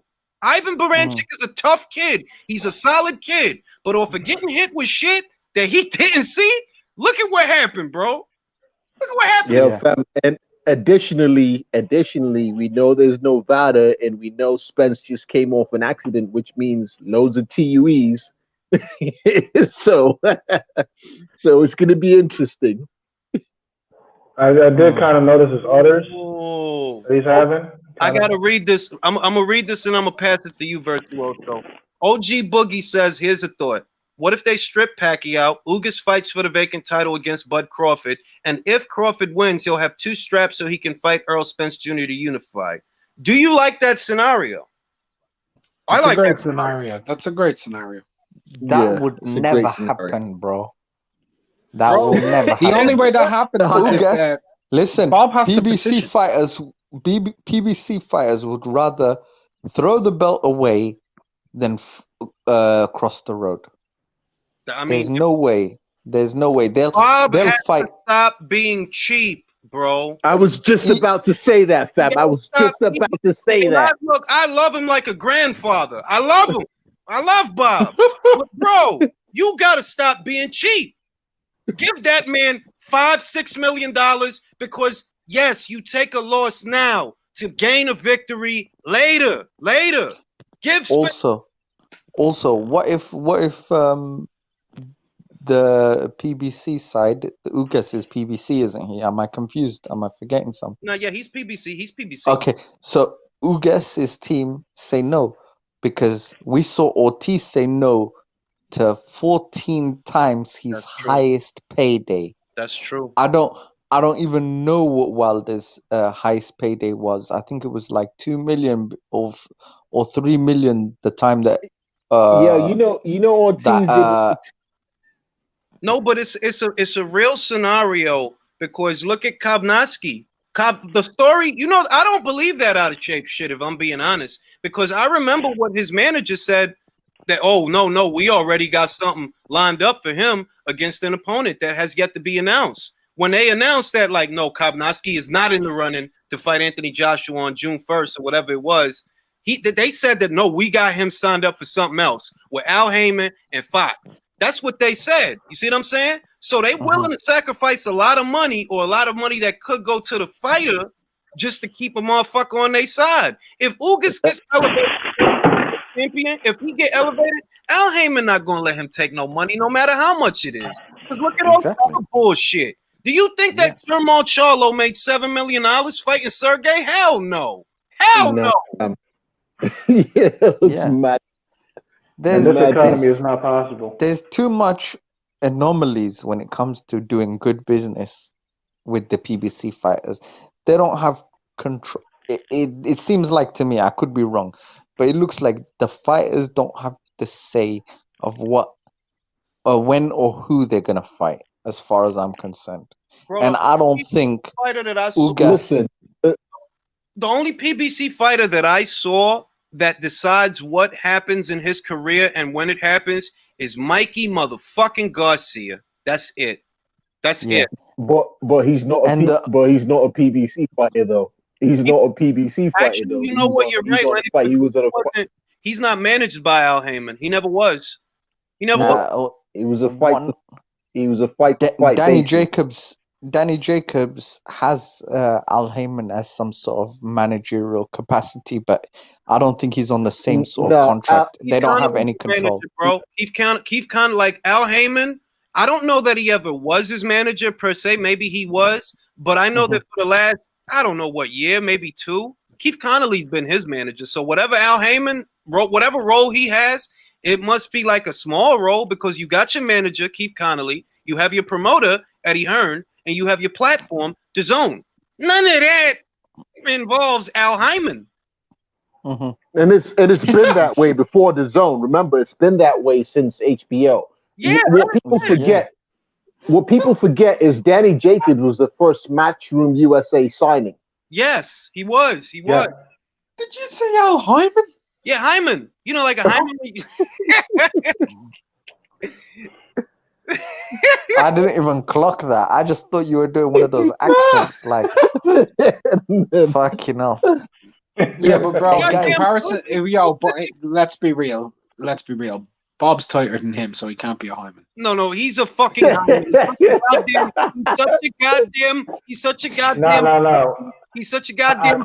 You can't be a Hyman if you're out there with Chinese Jake. Listen, he might as well have a chastity belt around all of his fighters. The way he's protecting them, he's a Hyman. He's a Hyman. But that's not being a Hyman. That's domination. I call Bob Aaron Bobby Nutsack because he's just shriveled and he's just saggy. Y'all leave grandfather Bob alone. He going through a hard time. Man. Hey, yo, guys, nice talking. I gotta shoot. Yeah, peace out, panel. All right. Take care, everyone. Peace out. Peace, fam. Speaking of Bob, real quick, speaking of Bob having a hard time, I know you were talking about the rant, but there was a time during the rant I saw 3 veins appear on the top of his bald head, right? And he got angrier and angrier. I thought he was about to have a stroke, bro, and then saliva just spewed out of his mouth. I nearly wet myself laughing. Yo, look, cause like I feel like, and I'm a human being. I have empathy. I feel for Bob. That was supposed to be a much bigger fight than what it turned out to be. It's not on pay-per-view anymore, so you don't have that revenue. You're not going to have a capacity crowd there, even though one would have showed up. It would have. The goddamn UK networks, they want to hardball you. You can't get the kind of money that you get from them. Can I say something, though? I understand. Like, look, I understand that it's hard for him. But I also understand that people can't really pick this up right now. We're in the middle of a recession. Yeah. Eddie Hearn's having to put fights on in his back garden, bro. You know, I don't know if that was this thing. He spent $5 million to build up that back garden. So I'm not sure how much of a thing that was. Fair enough, whatever. But if still. I'm being honest, he didn't spend $5 million. No. Couple of rails, a ring, $5 million? Come on. Although pyrotechnics is very expensive, man. The Visman man don't spend any money on that anymore. Come on, bro. Couple of club lights, floodlights. Come on. $5 million. Yeah, bro. Yo, did you see his tweet the other day though for the Cameron and Rajo fight? Like he literally said, "I paid a fortune for those fireworks," and Rajo just ran straight past them. He was upset about that. He was legit upset about that because they're not cheap, man. Pyrotechnics ain't cheap. That's what I just said. Chantel looked fucking great, by the way, though. Like, she looked fucking great, man. Like, wow. I didn't just off of it. Just, I reacted to the fight already, but to put it concisely, I really didn't expect it to be that easy. I didn't. I followed that Brazilian girl. Like, she's tough. I guess that she spent the lockdown not doing shit and not doing shit. I don't know. Like, yo, that's not the fighter that I've seen the last couple of fights, but I'll take it. Shout out to Chantel. What else is going on, man? Joyce versus Dubois is not a pay-per-view. I think that was a wise move. If Dillian White cannot bring in big numbers, get knocked the fuck out by Alexander, these two motherfuckers, nah, bro, you better take that shit off pay-per-view. You better. Smart move by Frank, shrewd businessman, very shrewd. Schroeder was his hand forced. You know what I mean? He could have been a dickhead about it. He could have been a dickhead. Look, they're staging Leo Santa Cruz versus Javante Davis for $80 fucking, bro. Yeah, he could have been a dickhead. He could have been a dickhead. You know what? You know the other thing about speaking of we chatting about promoters being hypocrites. I love how he reacts to the Dubois versus Hergovich. But last week you was all up on Dillian's ass with Dubois. Nah, fam, let Dubois fight Hergovich. I don't see why not. If Dubois beats Joyce, which I think he will, if Dubois beats Joyce, why not have him fight Philippe? You know that Dillian don't give a shit about you. Like, come on, like you really think Dillian White gives a shit about you? No. None of those top guys give a shit about you. But if you want to give people something they're going to talk about, yeah, let Daniel Dubois put those rumors to rest. Let him fight Philippe. We know you won't, bro. You won't do that. You won't do that to Daniel, bro. Philippe will fuck him up. You know the ironic thing, yeah, is that I think Philippe is regressing because, fam, he's not even using his jab anymore. So I'm like, that might be a bit more competitive than it would have been back when Philippe was displaying skills, because he seems to have been regressing a bit. But, you know, I mean, Frank's not going to let him anywhere near Danny. I don't think he's regressing. I think that, look at who he's been fighting. I don't think it's regression per se. He beat the holy shit out of Eric Molina, man. You don't need a jab for that guy. Just... You don't, though. And then the last guy that he beat the shit out of on that undercard for Thorslin versus Radov, I don't know how to say her goddamn name, but he was on the undercard for Thorslin. He beat the shit out of that guy easy. Now he about to fight. Who he about to fight?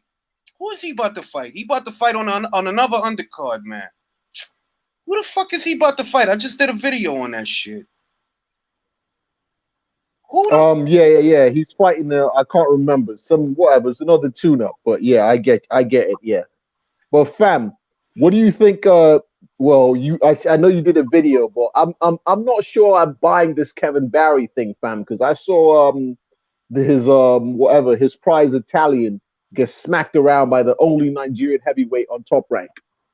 I mean, look. Yeah, he talking about Guido. Yeah. He talking about Guido. Yeah, Guido. Yeah. I mean, I don't know, like that. It seems like a fair enough. You know that's important. You need certain sparring partners, bro, for what they bring.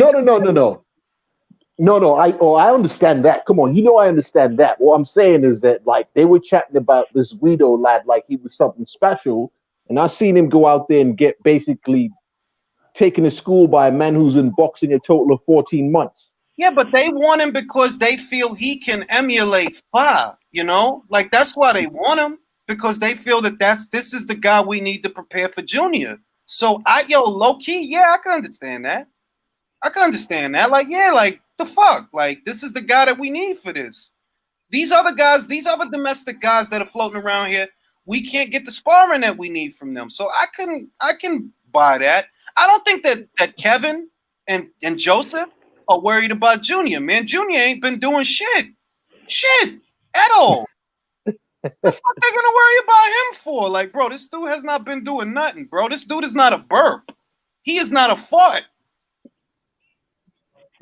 I'm not trying to say, no, but I'm not you, Mark. No. I get you.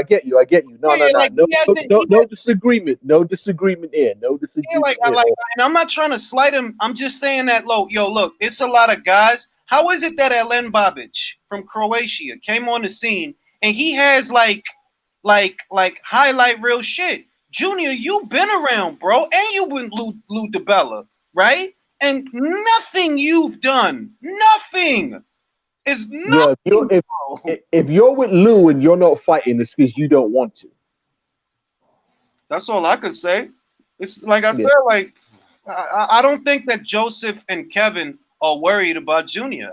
I can't see that, bro. I don't even know how Junior would do against Huey Fury. Like I literally like would you look good in that? I don't know, bro. Like I don't know. Like yeah, from what I've seen, he get his face jabbed off. I don't know, man. But shit. Anyway, I think. But the Kiwis are getting the fight. Yeah, they're getting a good fight. They're getting a good fight. It's a good fight for them, and it's a good fight for Joseph, so he can stop making TikTok videos. Get back to fighting. The whole fucking lockdown making TikTok videos and shit. Oh, fam, I'm telling you that AJ money changes lives. Yeah, like he's high on the hog. The only thing I think could work against Joseph at this point is complacency, because he's already got experiences that Junior don't have, bro. Like it's not even a question who fought the better quality of competition. Never mind that shit from the amateurs. That's the amateurs, bro. It's the pros. Yeah. It's different. So fuck all that history shit. Like that's just for selling a fight. At the end of the day, Parker has a significant edge here. Fucking Junior's 31 years old. He hasn't fought anybody. Yeah, this is probably because he doesn't want to. Honestly, it's because I feel like with the way the heavyweight scene is looking, yeah, Lou DiBella could have been maneuvering him to get on some undercard and do something. You get me? Well, why you think Lou says that he could get a ham sandwich to 20-0? Yeah, you did. You did that with Junior. You did that with Junior. Shit, that's one of my favorite lines that he ever said, bro. I could get a ham sandwich to 20-0. I bet you can, because in some instances you have. Shit. I ain't mad at him, no. I ain't mad at him. It's just it's weird to be in a division this populated and you haven't even fought a fucking. Has he fought Kojanu? No, you haven't even fought Kojanu, yo. Dimitrenko, Ustinov, nobody, bro. That's fucking weird, man. Like shit. I ain't mad at him, no. I ain't mad at him. Yeah. Shit. It's gonna be. I think it'll be a good fight. Maybe it'll have a dynamic to where even though Junior is not as seasoned a professional, he might have a mental edge that we don't see because they fought so many times in the amateurs. Could be something like that. I don't know. Yeah, well, I mean, I'm not even sure Junior. I looked at Junior. I was like, I gotta pull up his. I've seen him fight once or twice, but I gotta pull the rest of his fights up. But he doesn't look like he's set to do anything, if I'm honest. Yeah, I mean, I don't look at him and see a guy that is gonna like, you know, I could look at Yoka and when I look at Yoka, I say, damn. You can hear me? Yeah, kind of breaking up over here. Yeah, like if I look at Tony Yoka, I see a guy with a future. If I look at my guy Ajagba, I see a guy that could do some stuff. I look at my guy Jared Anderson, I see a future. But I look at Junior and I'm like, bro, man, you gonna end up on a highlight reel, bro. You gonna be an unbeaten fighter on somebody's record, bro. And I'm not trying to be fucked up, but if you want me to be honest, that's me being honest. Like, I don't see you getting no belt, dog. I think you're gonna get stopped before it even comes to that. I kind of cackled when I heard Shelly Finkel said, like, who the fuck is Junior Fa? Yeah, word. And yo, he was helping Wilder prepare. They got pictures together. Like, who's Junior Fa? Who's that? Like, yo, dog, man. So I don't know, man. I think that there's dissension because if you notice, Shelly Finkel in low key in a dry way, he dispelled a lot of what's being said. He said that most of what's being reported is not worth addressing. So all that glove gate, all that I was drugged, I was a zombie, it was the costume. That dude is basically telling you, like, look, man, all that shit is bullshit, yo. Like, I ain't gonna say a lot, but all that shit is bullshit. You gonna fire Mark Breland for saving your fucking life. Good job. If you were gonna fire him for something, no, Lennox. It's not that he shouldn't have fired him. It's what you fired him for. The one time that this man, like, you really got something out of the relationship, now you fire him because you're so fucking smart. Yeah. Because I mean, you didn't learn nothing. Like, yeah, you did. Yeah, you didn't fire him after the first fight when he pointed out that you don't pay attention in camp and you weren't listening in the corner. Yeah, you didn't fire him for that. But you fire him from saving your fucking life from a prolonged beating. That's wild shit. And I heard Dillian genius move. I heard Dillian talking about it. Dillian, that shit made me like, he's stupid, man. He's stupid. He's an idiot. honestly, fam, I wish I had a compilation of Dillian talking about Wilder because it is the funniest shit. I love that clip. I love the clip where he called him the black hillbilly. Wow. Dillian was like, man, that man's stupid. He's the real black hillbilly. Like, yeah, boy, we gonna get him, boy. Yo, dog, when I see, I think, was that a Sky Sports interview where he was like, Wilder's stupid, man. He's an idiot. I was like, yo, because it's how you say it. Like he's in awe. Like he's in awe of how fucking stupid Wilder is. Like, that's an idiot, man. Yo. Oh shit! Nah, because Dillian is always legitimately disgusted. That's why the clips are so hilarious because he's so disgusted it comes from the bottom of his gut. he's like I can't even believe this shit. Because that's the tone, that's the pitch that he had in the interview. Like, yo, can this man really be this fucking? Is this possible that you could be that stupid? That's fucking wild. Like, Intangible was good. Was good. What up, fam? Yo, D, what's up? The real shit, yo. Hey, yo, put me back. I'm gonna put me backstage. I got you. All right. We was talking about your boy Teofimo, D, and how if he lose, all his fanboys gonna have to have that walk of shame because of all that shit that we've been listening to for the. Nah, it ain't Teofimo.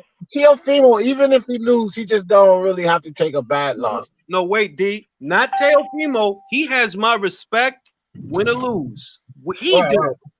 But the guys that was like pumping him up, like, don't sleep on Loma, man. Why would you sleep on Loma of all fighters? Why you gonna sleep on him? Yeah, that would be stupid. That would be stupid. Well, I mean, like, when a fighter lose, any of these stupid fanboys, they deserve whatever they get coming to them. No matter who you're a fanboy of. You know what I mean? You got to be reasonable about these fights. But Teofimo, I just think back to Canelo. He's the exact same age, bro. He was 23 years old when he fought Floyd Mayweather, and he got a masterclass put on him. Forget about Bird and that stupid scorecard. He got a masterclass put on him. If that happens to Teofimo, I mean, look what Canelo did. It's all about that kid's mental and what he does after that. That's what it's really all about. Because Lomachenko's supposed to beat him. Now, I still say I think he's going to get him. But Lomachenko's supposed to beat him. So I don't think it's the worst thing in the world for Teofimo. It's all about how he mentally takes the fight if he loses that fight.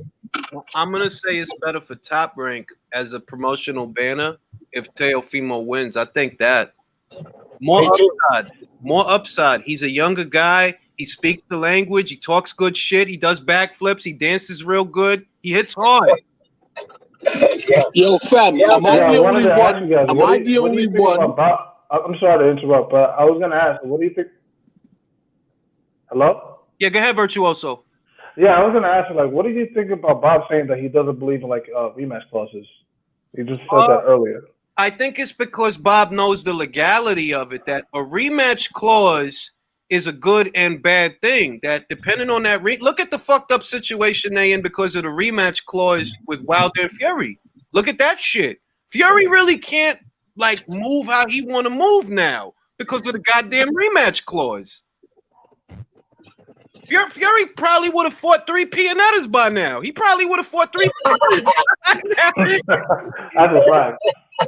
He could have fought them guys on BT Sport, but now he can't because he got to wait for Wilder. So is that definite? They put Loma put the rematch clause in there? now it ain't no rematch clause in there, bro. If Teofimo wins, that's it, bro. Like you just gotta beat that one. Yeah, because Teofimo out of there, bro. I'm telling you. They want to go challenge. He even said it again. I've been telling people this shit for months because his dad told me that shit months ago. That if he beats Lomachenko, he going straight to challenge the winner of Ramirez and Taylor. And Bob Arum just confirmed that on that little interview they did, you know. And Bob did speak on the fact if Teofimo was to lose, other options. But Bob already said it too, and they said this shit months ago. Like, if he beats Lomachenko, that's it. He's going to 140 and challenge the champion up there, which I think was fake. I think that if he win, yeah, he'll go to 40. Does he fight a champion? Nah, he'll fuck around, fight Jack Catterall. Like, yo, look, Teofimo, take care of Jack because he's talking a lot of shit. He's getting in the way. Take care of Jack so these guys can fight. He could use the WBO exclusion just like Usyk and Crawford. Yeah, exactly. And Bob's going to push that, so he could use that to walk right into that fight, fam. Exactly. Like, he could have, look, Teofimo versus Zapata. That's a good fight. It is. It's a dangerous fight, too. But, I mean, he ain't worried about danger if you trying to challenge a champion. You ain't worried about danger of the shit, so. Because I think Zapata's a better fight for him than Josh. I ain't gonna lie, Teofimo, my boy, and everybody know it, but, man, Josh Taylor a fucking beast, bro. That dude's a beast, man. That's a hard damn win for Teofimo. Even if he could win, that's a tough one right there, fam. Josh Taylor is like 10 Scotsmen rolled into one fighter, dog. That dude is nice, bro. That dude is nice, bro. No doubt. I can't even lie, bro. Dude is nice. To me, you know what? He's. I'm not gonna say they styles are similar, but for some reason, I be thinking like, you know what Josh Taylor is? He's the Scottish Sergio Martinez. He's the Scottish Sergio. He just it's something, man. It's something similarity there. I don't know. Maybe it's because they both move around the ring a lot and they hit hard. Yeah. Special fighter, man. He's a special guy. Ooh, why not? Yeah, why not Lopez versus Terry Flanagan? Terry Turbo. We know that boxing beats and rhymes. We know beats don't like Terry. Sick Teofimo on Terry. Let him beat his ass. Hell no. I don't even. That fight is horrible. Bro, that's a sexy fight, dog. That's a great fight. I mean, look, if you want to see him get slept, that's a good fight, but. Yeah, because Terry's dangerous. He might sleep Teofimo.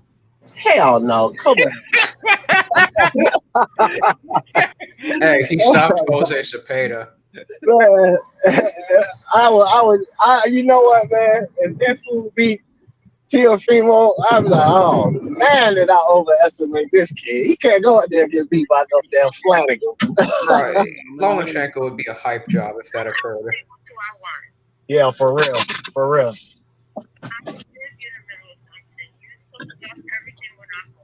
Yeah. What do you want? Anyway, I told the dealership asked about the finance.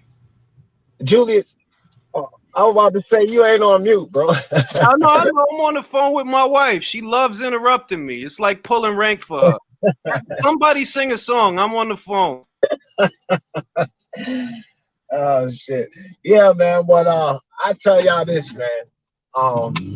It's gonna be a lot of upset Loma fans. Like, people talk about the Teofimo fanboys, and yeah, like I said, any fanboys, but it's a lot of people that it's just the way they talking about Lomachenko. Like, he can't lose this fight. Like, there's no way he can lose this fight. I mean, I know Loma, you should favor him and everything, but Lomachenko, there's some things that been happening to him at 135 that says to me he could lose this fight. You know what I mean? Especially if Teofimo can land on him, man. Flush. He's going to hit him, but he's going to have to catch a good flush shot to get him in trouble. And it ain't going to be no – I don't think it's going to be like a one-punch knockout type deal. Teofimo going to get him in trouble and finish him off, you know. I'm biased to something Like I could see Teofimo dropping and Lomachenko getting back up and still winning. Like I could see that too. If he get his feet back under him and fight through it, I could see him still winning too. I see him getting hurt in the fight. Yeah. I think he's good enough to recover. I've never seen him put in a position to where he's. It looks like he's unable to recover. It didn't even look like he was that hurt from the Lenara shot. It looked like he was sort of in shock for a minute, though. But nothing necessarily suggests that he can't get up from one of those shots. This fucking drive-through, bro. Fuck this. Where you at?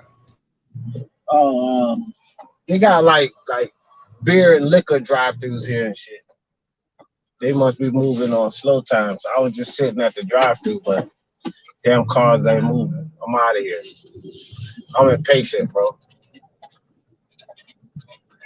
Yeah, but so what y'all talking about the Joe Joyce and I think he was talking about that when I was in the chat. Bro, I think Joe we was talking about what I started this live off with was I feel like regardless who wins Lomachenko versus Lopez, I win because there has been so much shit talking on both sides. But still, Lomachenko has some rabid fanboys. Like he does. He has some rabid fanboys. But I also feel that on the Lopez side of it, a lot of guys don't even really back Lopez. They just hate Vasil Lomachenko. Because Lopez hasn't shown me so much that I know he's going to win this fight. Like, nah, you got what, 15 fights? That's it. 15 fights. Yeah, right. And then they weren't as impressive as Lomachenko fights either. So, no, I agree with that. He hasn't really shown anything that you can guarantee a win over Lomachenko. So, yeah, like 2 fights ago, we were talking about how human he looked against Masayoshi Nakatani. That was only 2 fights ago, bro. So it's like, bro, I don't live in the moment, all right? I'm like, I look at the whole shit, and I'm like, bro, like, a lot of cats, I'm not going to say everybody, because Teofimo's an exciting kid, and he's a likable kid. Like, I like his fire, that he just want to beat shit up and do dances and shit. I was like that when I was 23. So I appreciate that shit. But it's not. It's like, yo, I know that, like, yo, they did that with Rigo, bro. Like, yeah, Rigo ain't gonna break shit, bro. And that video is still up. I said, I love Rigo at 122. I love Rigo. Not at 130. He don't belong up there. Lo and behold. I said that too a long time ago when that fight. I was like, bro, I don't know what people thinking, but this dude, I said Lomachenko was gonna beat his ass. Like it was no question for me. I seen with Lomachenko, I said, I think this dude Loma gonna beat his ass, and exactly what happened. Rigondeaux was too little, man. Yeah, like I still feel that even now at that weight, he can still fuck a lot of people up, even though he old as shit. He can still fuck a lot of people up. But at 130, the only reason you saw a push that, oh, Rigo this, Rigo that, it wasn't even about Rigo. It was that y'all just want this Loma guy to lose. You know what I mean? Like, that's what it was about. It's like, bro, that's not a reason to pick somebody to win a fight. Like, you just want the dude to lose. Get the fuck out of here, man. I remember. That's very irrational. Yeah, like, I seen, look, in 2015, I shit you not, I was real heavy in the Facebook boxing groups. I seen motherfuckers picking David Lemieux to beat Golovkin. Like, bruh. Like, really, dog? You hate him that much that you gonna pick this guy? Like, really? I don't think I'm glad I'm halfway out that shit, man, because, like, I can't deal with those folks, man. And we deal with a fair share of them here on this platform, but, man, I just... Yeah, like don't pick somebody or don't talk no shit just because you don't like a guy. There's a lot of guys I don't like, but I wouldn't bet against them either. You know what I'm saying? That's like, look. Wilder was going to fight Brazil, right? I seen people saying, I seen a couple, not a lot, I hope Brazil wins. Hey, man, that's nice, but that's not what's going to happen. Like, I can't stand Wilder, but he is going to knock that Dominic Brazil's fucking block off, period. I'll be realistic, man. Like, shit. You know what I'm saying? But at least the silver lining is we get to see a real good fight, and boxing needs our support. The fight don't cost nobody nothing. Tune into the goddamn fight. Give them the viewership. You know what I'm saying? Because it ain't gonna cost nobody nothing. Fucking fight is on free ESPN, man. That's the largest sports network in the country, man. Mikaela May is gonna be fighting. She's gorgeous. She hits hard. She's got a great 1-2. You know, start fucking watching boxing, man, because the numbers that have been coming back for some of these boxing matches is sad, bro. You know, I understand Lubin versus Gachet not getting no ratings because nobody wants to see that shit. But certain fights, man, when he knew he makes his debut, watch that shit. When Teofimo and Loma lock horns, watch that shit. God damn it. You guys is working hard. Well, I think that Loma Teofimo, I think this is really the only fight that I really do think will succeed coming up.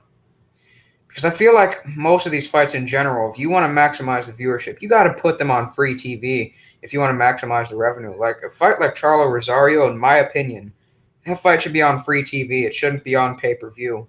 Just because there's 3 belts attached to their names and you could put it right next to them on a poster, that's not going to do anything for the numbers. I mean, this sport is not. You're not wrong, Intangible. You're not wrong. You're not wrong. Like, people got to understand, the popularity of the sport does not come from necessarily the sport or the establishment itself.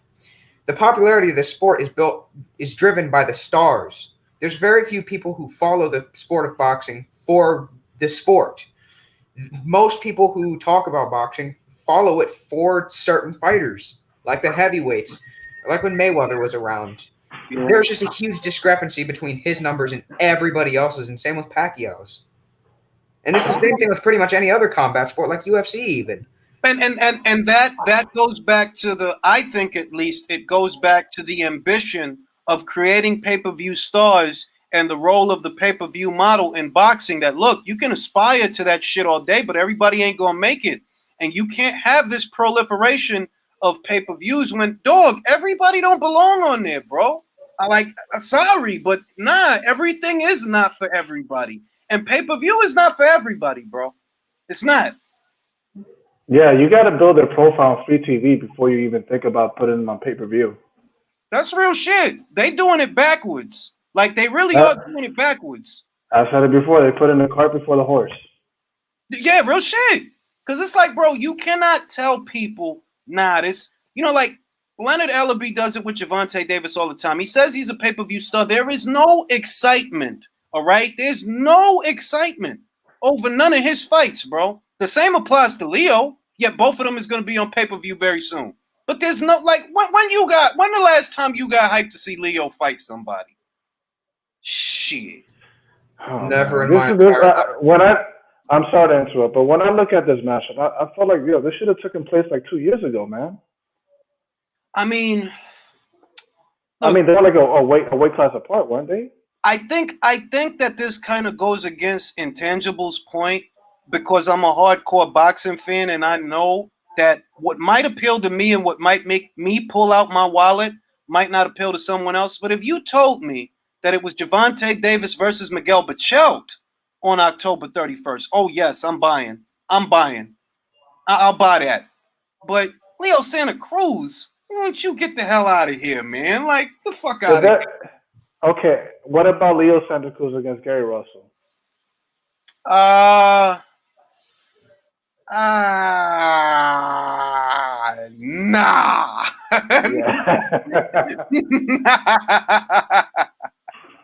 No.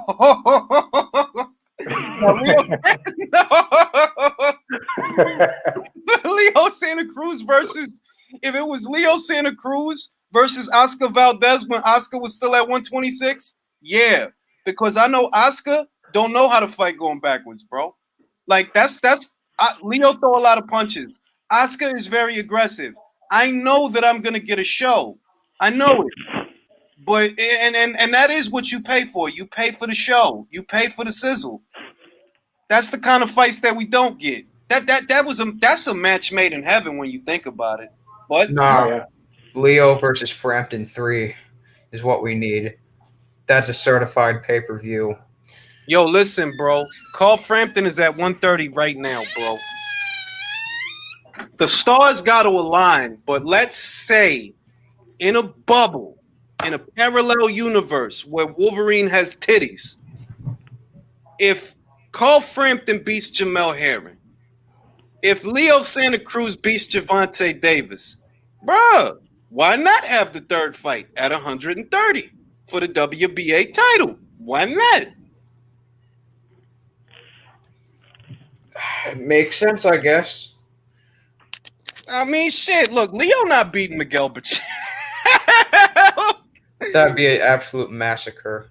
Bro, Miguel would fucking roll him up in a fajita and bite his fucking head off, bro. Like, they not fucking with that guy, man. Jojo don't want to give Tevin Farmer his fucking rematch. He all tied up with that shit. Let me just be honest.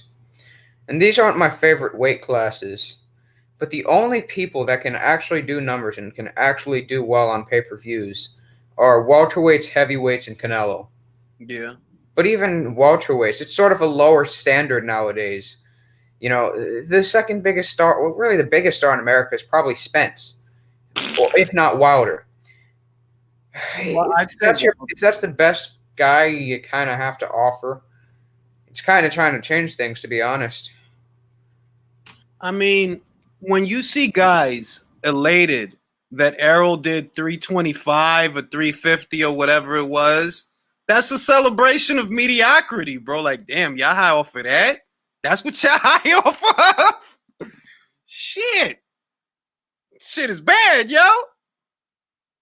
Look, Ahmed, you like a lot of shit that I don't like. I don't like Leo versus Tank. I don't know what you like about that fight, but I don't like nothing about that fight. That fight is stupid to me. That's a dumb fucking fight, bro. I'd rather see fucking Leo Santa Cruz versus Oscar Valdez at 130 pounds. They both there. Make the fight. I guarantee you that fight does business. I guarantee it. Like the Men's Warehouse. Brian pulled out of the Campbell fight? Ah, shit. No, I heard it's supposed to be an announcement this week. The problem is you buy ESPN Plus, then they put all the best fights on pay-per-view. I don't necessarily agree with that. Because Top Rank doesn't have a proliferation of pay-per-views that shouldn't be pay-per-views. Really, only the PBC has that proliferation. If it wasn't on pay-per-view, I'd still complain, Ahmed. Those two guys shouldn't be fighting. They shouldn't be fighting. What? That's what Jake... Oh, I know Jake Paul said that shit, but I don't know how much I believe it. Like, I don't know. I don't know. We're relying on Jake Paul as a source. Right. Please give me somebody else who's a little bit more... somebody else who's a little more credible. The fact that we have to depend on Jake Paul or whatever Aaron Paul got to drive numbers, man, is really sad. In 2020, oh my God. At this point, if I'm Eddie Hearn, I'm putting Jake Paul on the Ryan versus Campbell poster photo. That's what I'm doing. Look, it's unnecessary attention, but if you just put Jake Paul's face right on there, look at how many viewers you're going to get. It's drastic. I'm going to say this. I think that dinosaurs, for the most part, are running boxing because I look at how the world is right now. There is a free and dispensable tool, 3 dispensable tools at their disposal at all times that speak directly to their market because their market knows to follow them. And they're not using them. They're relying on conventional means to try to sell fights, and they have no imagination. You know what I mean? I could sell a lot of these goddamn fights, but I'll tell you what, if you want me to sell it, it's going to cost you a lot of goddamn money. But they don't have no ideas, and I mean that. Like, they don't have no ideas, bro. A lot of these fighters are actually very likable people, but it seems like the managers and promoters, they just don't know how to tap into that.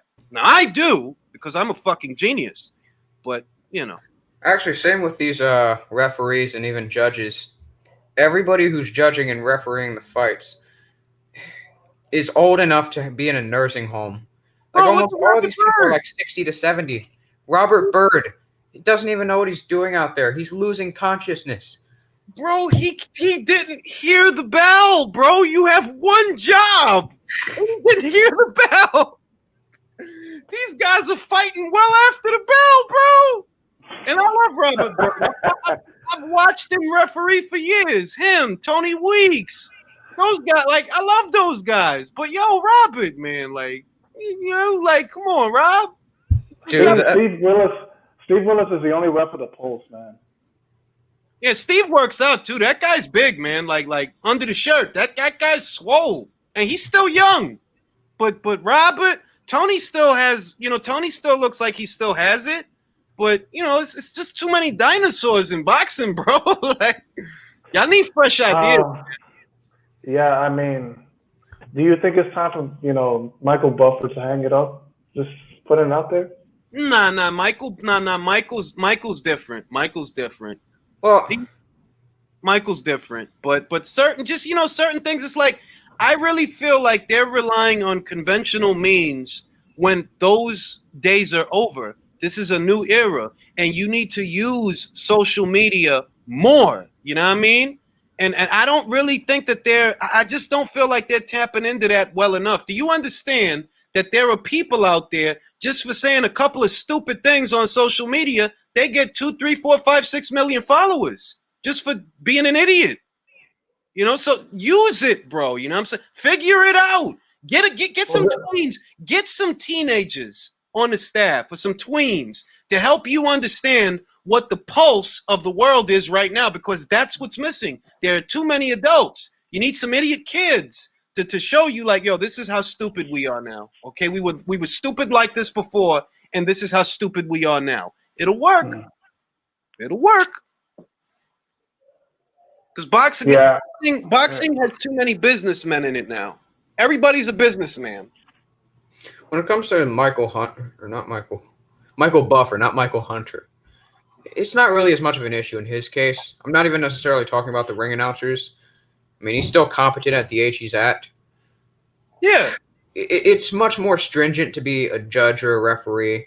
You got all that noise around. You got all that those distractions. You know, maybe your vision is decreased. Whatever it is. Or maybe you've been around too long. Sometimes it's that, you know what? You've just been around too long. You know, you're used to certain shit. You know, like no judge. There is no judge out there that you can call iconic. None.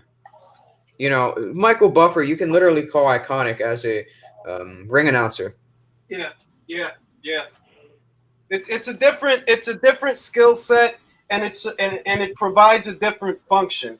Michael Buffer sets the atmosphere, and I don't really think that there's a substitute for him. Let's get ready to rumble. There's no substitute for that fucking guy. It's hard, man. I know. It's hard to like follow up. Let's get ready to rumble. And look, it's like Jim Lampley. I miss him, dog. I miss him. I wish he'd come back. I miss seeing him cry. I miss that shit. Yeah, well, you know, the crying, the emotion was good, but crying after every telecast, you know, it sometimes got a bit too far. This is just such an important fight for Golovkin to win. It's such an important. Well, he did admit it to using steroids, so yeah, that might be the case. I'm just saying that the crying, it added a nice touch to it. It's that the crying from Jim Lampley is that little pinch of salt that you put in your salmon. It gives a little flavor.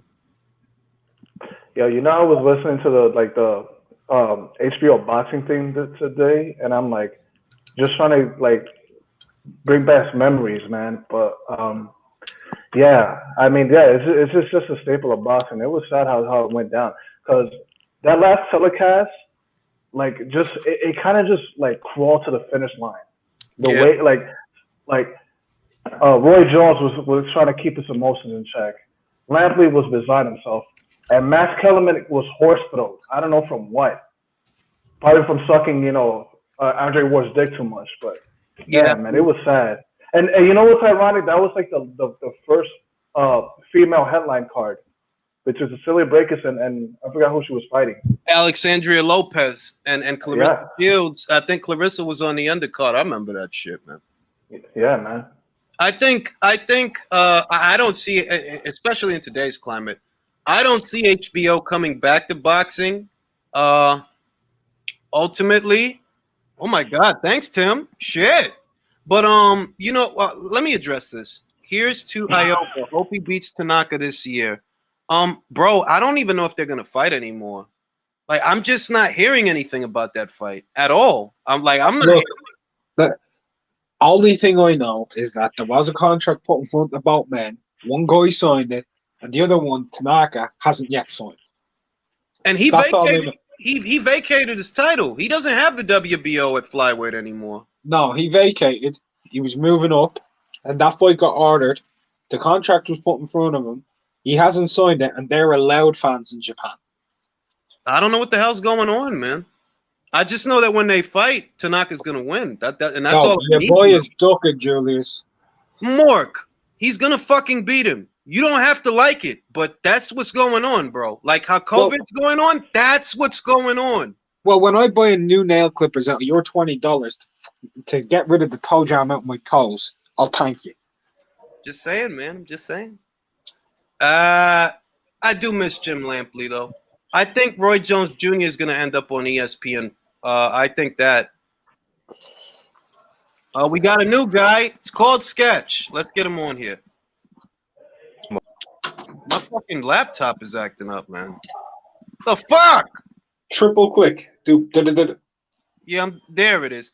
All right, Sketch, what's going on, man? What's good? What's good? You've heard me before. I've been on before. I'm one of the heavyweight casuals. Oh, all right. Well, yeah, I think Roy Jones Jr., because he said he was waiting for his HBO contract to be up before he decided to do any more analyst work. I think he's going to go to ESPN. I could see that. Wherever he goes, it's a good addition to the team, to be honest. I think Paulie's career is done. I kind of thought that he would focus on doing commentary for Sky, but we haven't seen him since. He didn't do any of the fight. The Zone should hire Paulie. You think they would? That's what I'm saying. The Zone should be more He's serious better than Sergio about his TV crew. Yeah. Look, I don't mind Sergio.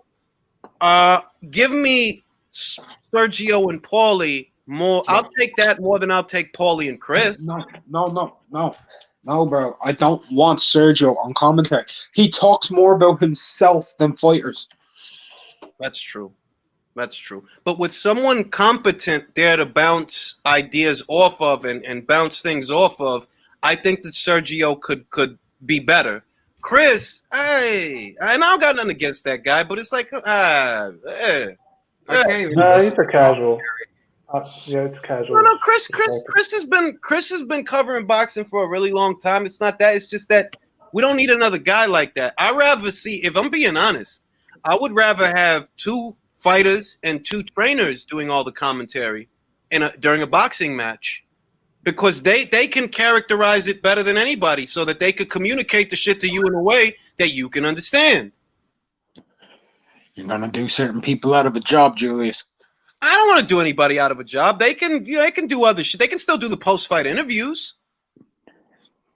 They can still do that. They can still ask the tough questions and do the one-on-one segments. But as far as analyst work, being the analyst and just giving you different layers of what might be happening in a fight, I don't think anybody can do that better than someone who's been through those ropes. I don't think. They tell you what the fuck the guy's thinking. But yeah, I don't see Paulie coming back. I don't. Yeah. Are there any good blow-by-blow commentators in boxing today besides Mark? That's it. There's this guy from Ireland named Mark. He's pretty good. He doesn't have a deal yet. His own shit. Coming soon to an airway near you in the future. Trust. Trust. A brother called Mork.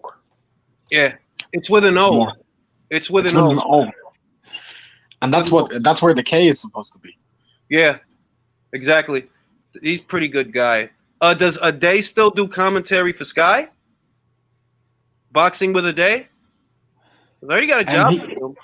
He I don't think he did commentary. think he was doing a little bit of football. I think he's doing a Talk Sport right now. Talk Sport Radio. I think he's got a show with them.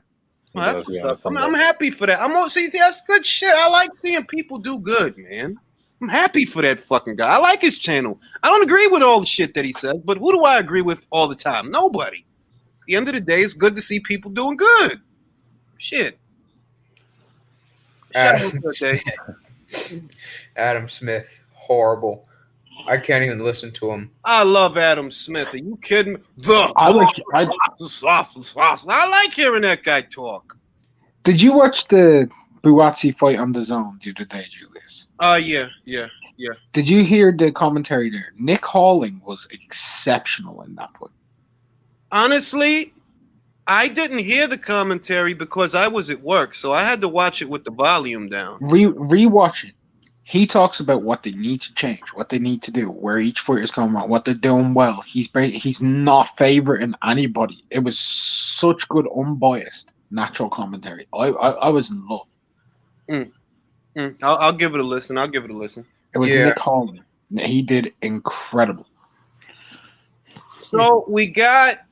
I never got any of you guys' thoughts on this. Actually, it looks like all systems are a go for Castaño versus Teixeira, right? Yes. Who do you think wins that fight? Let's start with Mark. I got Brian Castaño winning on points, maybe a late stoppage. I think Teixeira is a bit. He's very crude. Castaño, he's got a better chin than someone like an Adamez who'd been rocked a couple of times earlier in his career. Much more experienced at a higher level, both professionally and amateur-wise. Yeah. I love the inside fighting. Teixeira is a tough guy. He'll go to the trenches if he has to, but I think Castaño is just a bit too much for him. All right, Intangible, who do you like for the fight? Castaño on points. All right. Who else we got on here? Who we got? Well, Lennox hasn't said anything in 1,000 years. Virtuoso, who do you like for the fight? Between who? Castaño, Teixeira. Oh, is that a super welterweight?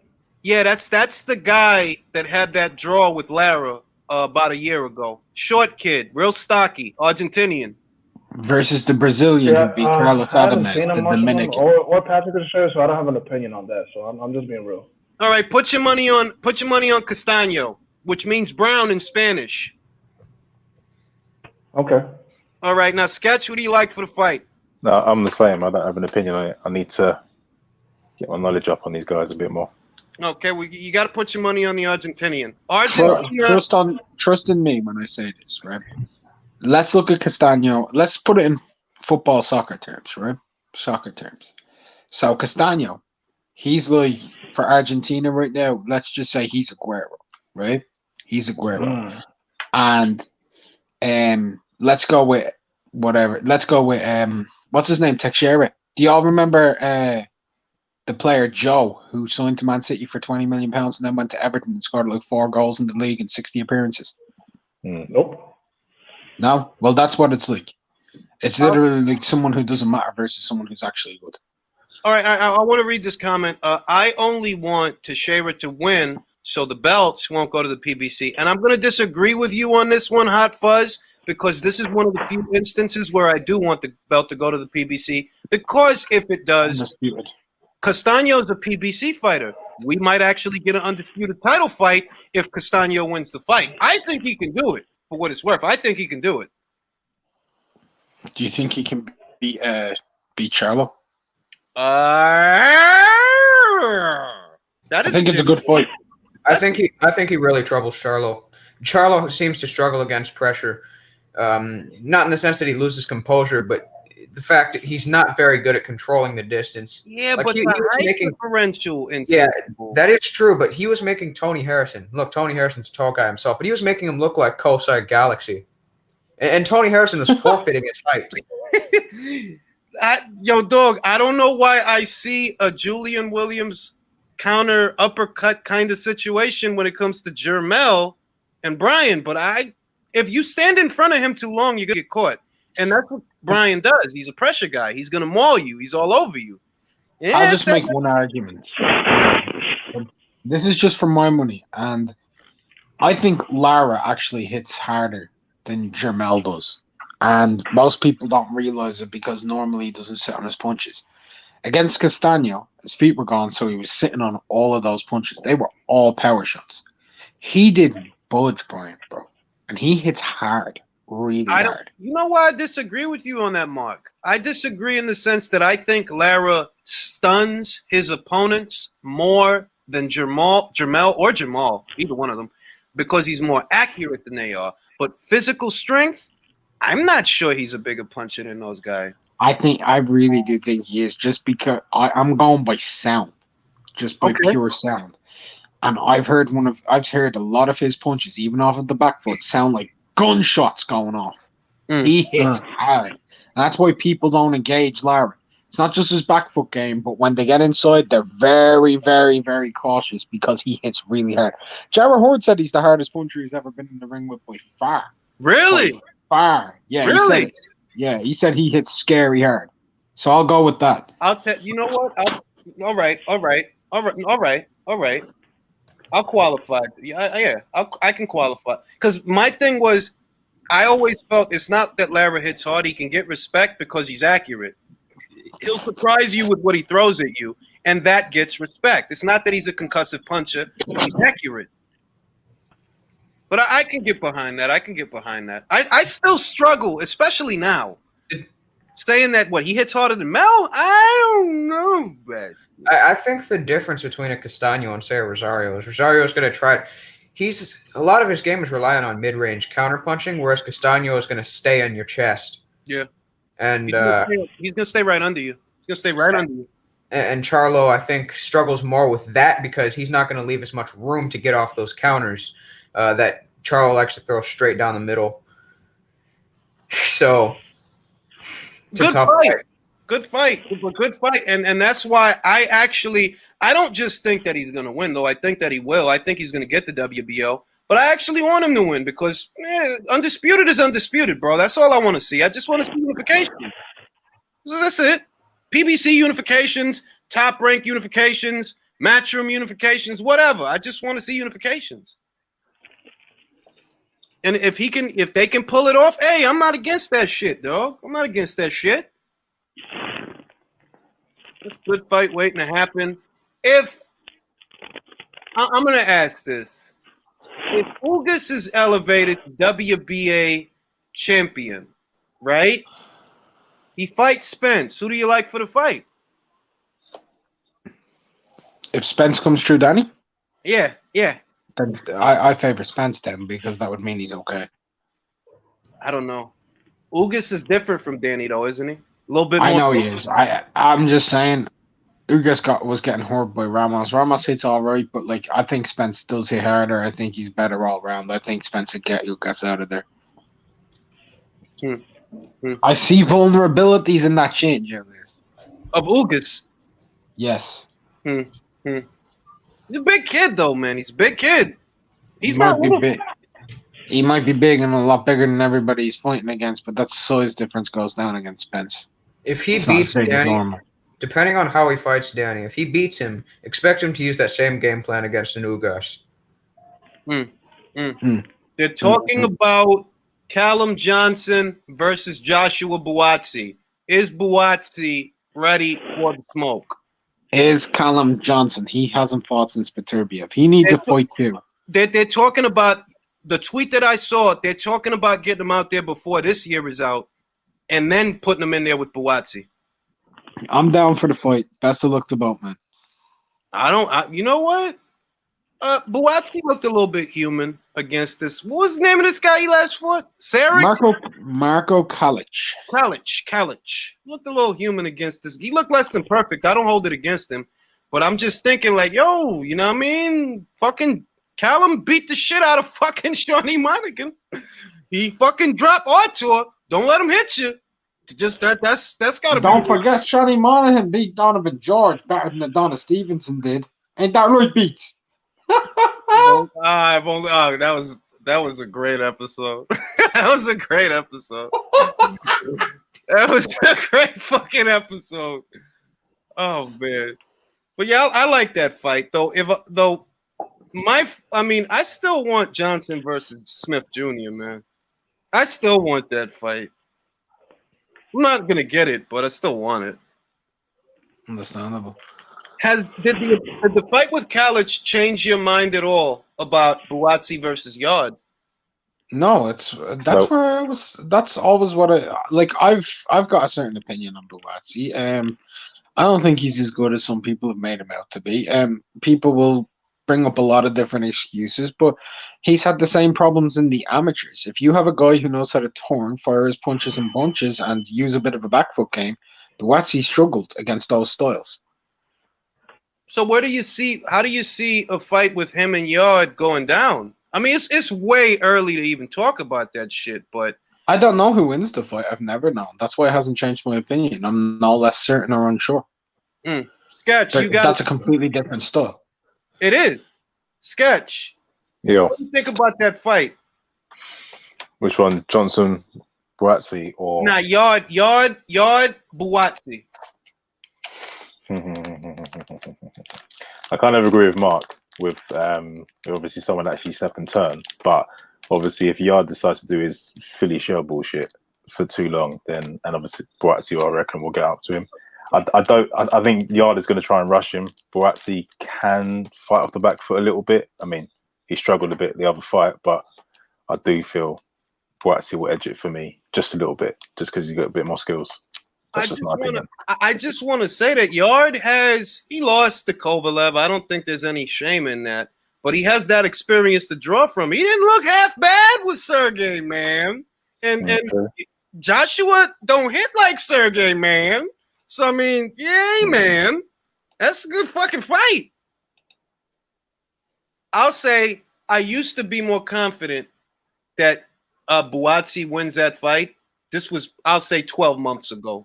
I felt natural choice is Joshua Buatsi. Now, I don't know, man. Intangible, who do you like for that fight? I'll pick Buatsi. On the premise of not big on Anthony Yard as a fighter. I think he's a good athlete, but at the same time, I feel like most of Anthony Yard's most of the praise he gets from beating Kovalev is the fact that he stunned him, because for the most part, he was getting his head jabbed off during the fight. I think Buatsi will probably hurt him, possibly stop him late. Ow! It's gutsy. I like that. He's gonna empty the tank. I like that shit. Empty the tank, Ant. Look, man, Dmitry Bivol. I want to see him fight. Andre Ward does not have the skill set of Anthony Yard. What the fuck? He literally didn't. He had a completely different skill set and he was way better. That's factual. As for Buatsi, look, on Sky Sports, I seen the other day, they're talking about this whole stuff with Johnson right now versus Buatsi. But just the other day, before that fight with Kalic, they were actually talking about him fighting against Bivol. Since you mentioned Bivol. They were talking about it. They were trying to build that up, and now they're going to Johnson, right? This is just my opinion, yeah? Bivol, he's the champion. Buatsi, he's number 2 in the WBA rankings right now. Let's get it. Look, I agree with you. If he's that highly ranked, that highly hyped, get the fight. I mean, what's the difference between him, Yard, and Johnson? Them two have fought against world champions, and they were big underdogs. Why shouldn't he? I mean, there's no intrigue with that fight. The natural choice there is Bivol. I don't give a shit who's high on Joshua Buatsi. He's not beating Bivol. No. Oh, hold on, Julius. Hold on. Where's this comment? Hold on. Let me. I received a comment on my post fight for Buatsi College. Let me just find it here for you. I'll read it to you. I found it very interesting. I'd like your take, if you wouldn't mind, good sir. Okay. This is how Bivol versus Buatsi plays out. It will be a good fight as long as it lasts, but Buatsi puts down Bivol. He gets up and Buatsi puts him down again, really bad, and the ref stops it. Result, Buatsi TKOs Bivol. You shall remember this comment and keep it holy. Yeah, I do. Buatsi fans are actually thinking he can beat Bivol. because they've never seen him fight. Hey, yo, listen, man. I think Joshua Buatsi's a good kid, good fighter. Keep him away from Bivol. If you want him to keep him away from Bivol, he don't win that fight, bro. No. The only man that stands a chance against Dimitri Bivol is Artur Beterbiev. That's it. But we shall remember that comment. And keep it holding. Yeah, we're gonna remember it. But it's actually, I'll send it to you. It's better be Bivol or nothing, because that's where it's at. It's better be Bivol or nothing. There's no other fight that makes sense for them two guys, bro. What if we get a little comeback, right, from Volstick and he agrees to fight Bivol? I'll take it. He's not coming back though. But if he does. If he did, and you said, okay, DAZN, Volstick versus, yeah, I'm watching that fucking shit. Of course. Shit, if Kovalev decides to cash out and fights Artur, I'm watching that shit too. Because he's gonna get put in the hospital. There you go, Julius. I sent you the picture on. Now you have a copy of that message to remember forever. I'm gonna put that in my community chat for the community. That's what I'm gonna do. That was on my post for it. Hot Fuzz says Dimitri KO's Bivol. That's a good prediction. I like it. Dimitri KO's Bivol. Wow, man. I didn't know he was. Who is this? Is this Dimitri Kudryashov or something? That's an interesting fight because he hits like a truck but has no chin. Oh man, yeah, I think he retired low key, didn't he? I'm not even sure. He's retired a couple of times. He retired after the Dorticus fight, and then all of a sudden I see him in there with Makabu. Makabu knocked him out, right? Yeah, last year. That was one of the best fights last year. Yeah. Poor Kudryashov. He just doesn't take the best punch, that guy. He just doesn't. He looks mean as shit, but he doesn't take the best punch. Dude, Ola knocked him out. Dorticus knocked him out. Makabu knocked him out. Just, hey, man, you know. But he hits really hard himself. He does, but I mean, that's like, you know how many guys hit hard in your division, bro? A lot of these guys hit hard. All of them. I actually heard somebody say the other day that Maris Breedis and Dorticus, right? That it's the biggest puncher at cruiserweight versus a good boxer who's feather fisted. This is how dumb people are. Maris Breidis is feather fisted, bro. I can't. It's certain shit that's so stupid. It's better for me not to like. I don't want to wrap my mind around that, bro. I don't like. Bro, he's feather fisted. I got it. It's not about wanting to. You can't wrap your mind around that. I wonder. You're talking about going to heavyweight, bro. I don't think he should go up there, man. I don't think he should go up there. Either retire or get the last 3 belts. And I love watching him box. Like, it's a pleasure. But I don't think he belongs at heavyweight. Who's that? Breedis. I've seen him at heavyweight before. He looked good. He fought Manuel Char at heavyweight. It's Manuel Char, guys. Come on, like, a champ. Well, let me call my mother. He fought Manuel Char. No, he took his head off, though. It's Manuel Char. Manuel Char, look, as much as we want to do things, Manuel Char isn't a bum. I'm not saying he's a bum. I'm saying that, am I supposed to think he stands a chance against Joshua, Fury, just these kinds of guys because of Manuel Char? No, but like it's not about Joshua and Fury. Everyone seems to think if a cruiserweight moves up, 2 fights and that's it. Like I'm not talking about being a world champion, but I'm talking about like at least being intriguing in the division, like a Michael Hunter is. Okay. I mean, you can make fights for Maris Breedis that would be decent. I would love to see a fight between him and someone like an Oscar Rivas. I think that'd be fascinating as shit. Ooh. All right, Mark. Another one would be him versus Takam, him and Caballero. Like he'd be good over that top rank. I'd like all of those fights. They're not huge. They're not completely dissimilar. They have intrigue to them. He'd be a good contender. If he could get a win over any of those guys, he'd be in the 15 fray. And I think he's capable of winning those fights. I could go for Caballero versus Takam. I could go for that.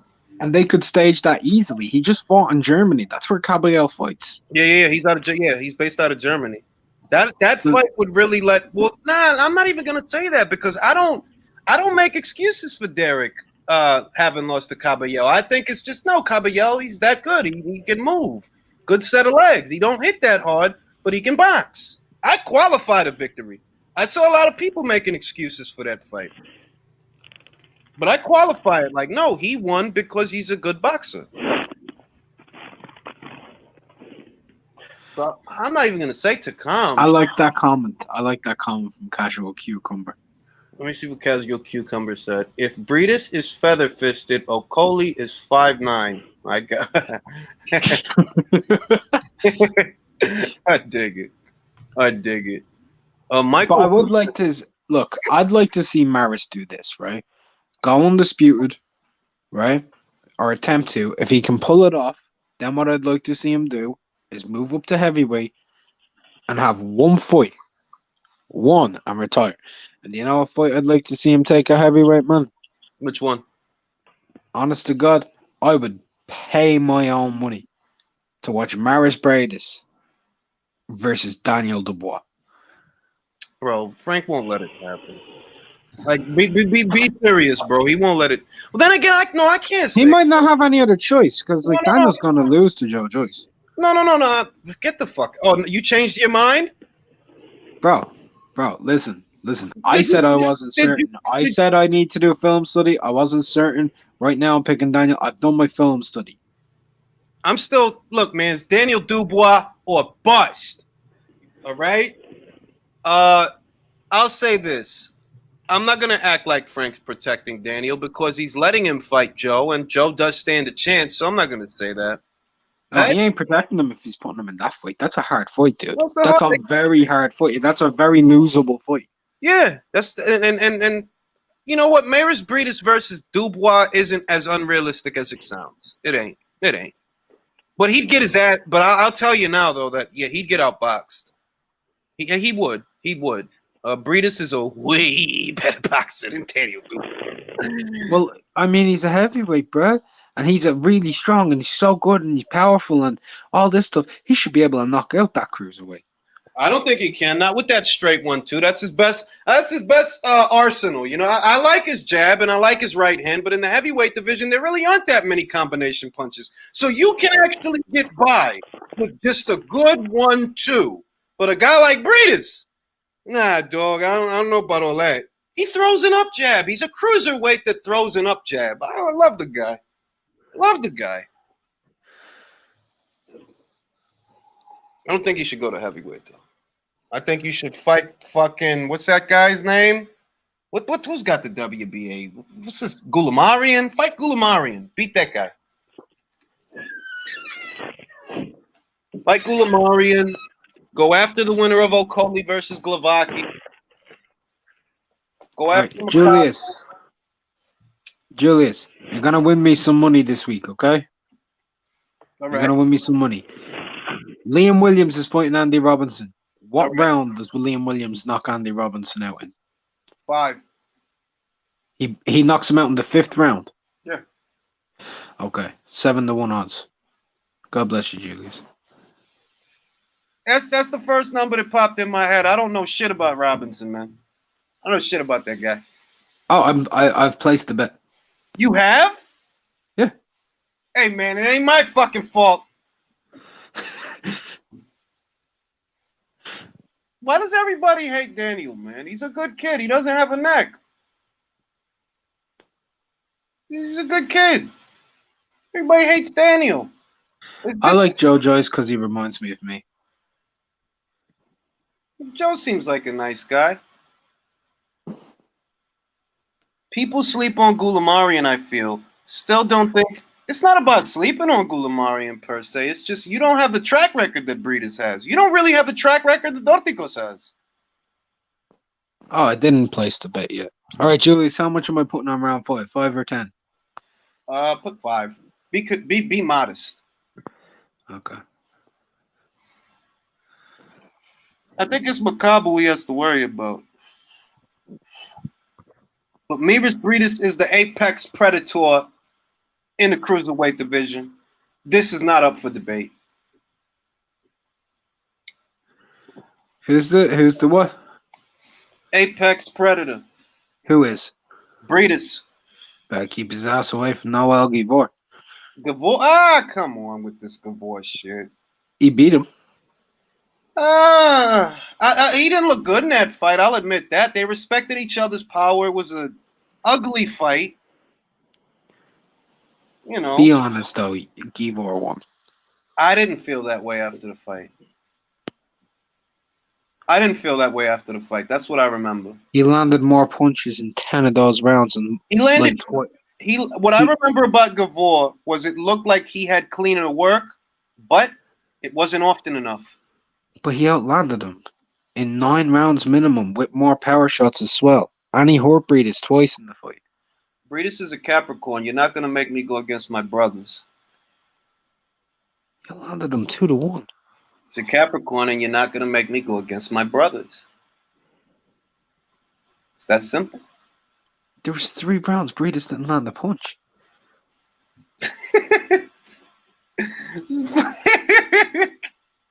It was really one-sided. Listen, man. Why don't you get the fuck out of here, Mark?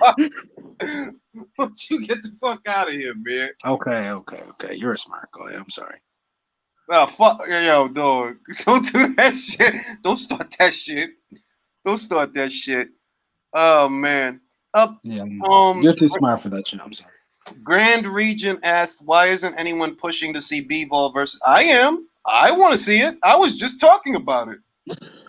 I want to see it. The reason though you won't see many people pushing for it, one is because outside of real boxing fans, most people don't know who they are, unfortunately, which is true, or have any interest in them in the American market. And secondly, this is the saddest part of it. They're on different networks. Yeah. And yeah.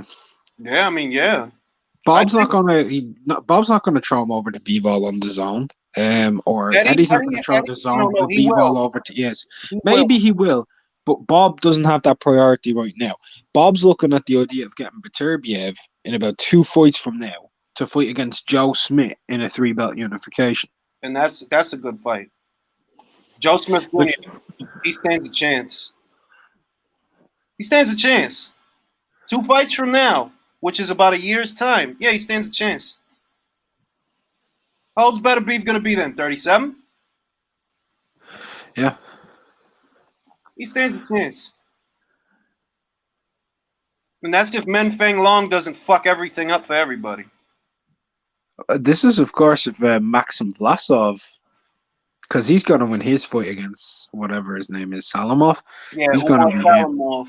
He's going to beat the shit out of him, and then it'll be Joe Smith versus Vlasov. Vlasov's big, Julius.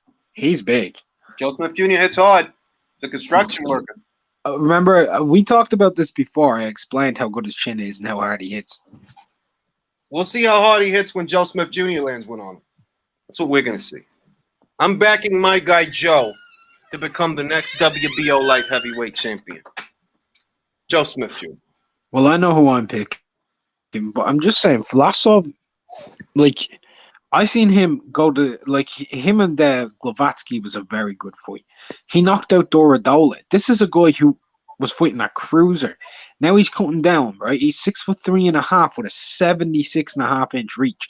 He is big, bro. In his last fight against Emmanuel Marte, what I was able to find is he rehydrated to 201 pounds. Significant size advantage over little Joe, but what you're telling me, essentially, Mark, is that Joe Smith Jr. will once again be the underdog. How many times have we been there with this guy? Look, other than the B-Vol fight, I've been predicting all of Joe's fights right, so I ain't having it. I got the track record and everything with him. So you're going with Vlasov? No, I haven't said that. I'm saying it's not as...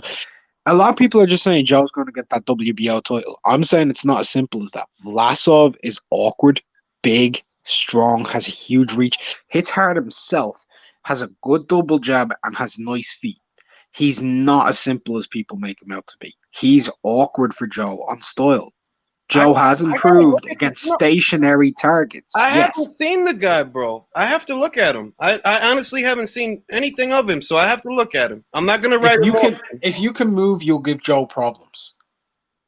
Alida Alvarez didn't move. He's stuck. His Oh, feet yeah, are gone. his legs were gone. His legs were gone. His legs were gone. But Stay in front of that man, he'll kill you. Move around him, you can beat him.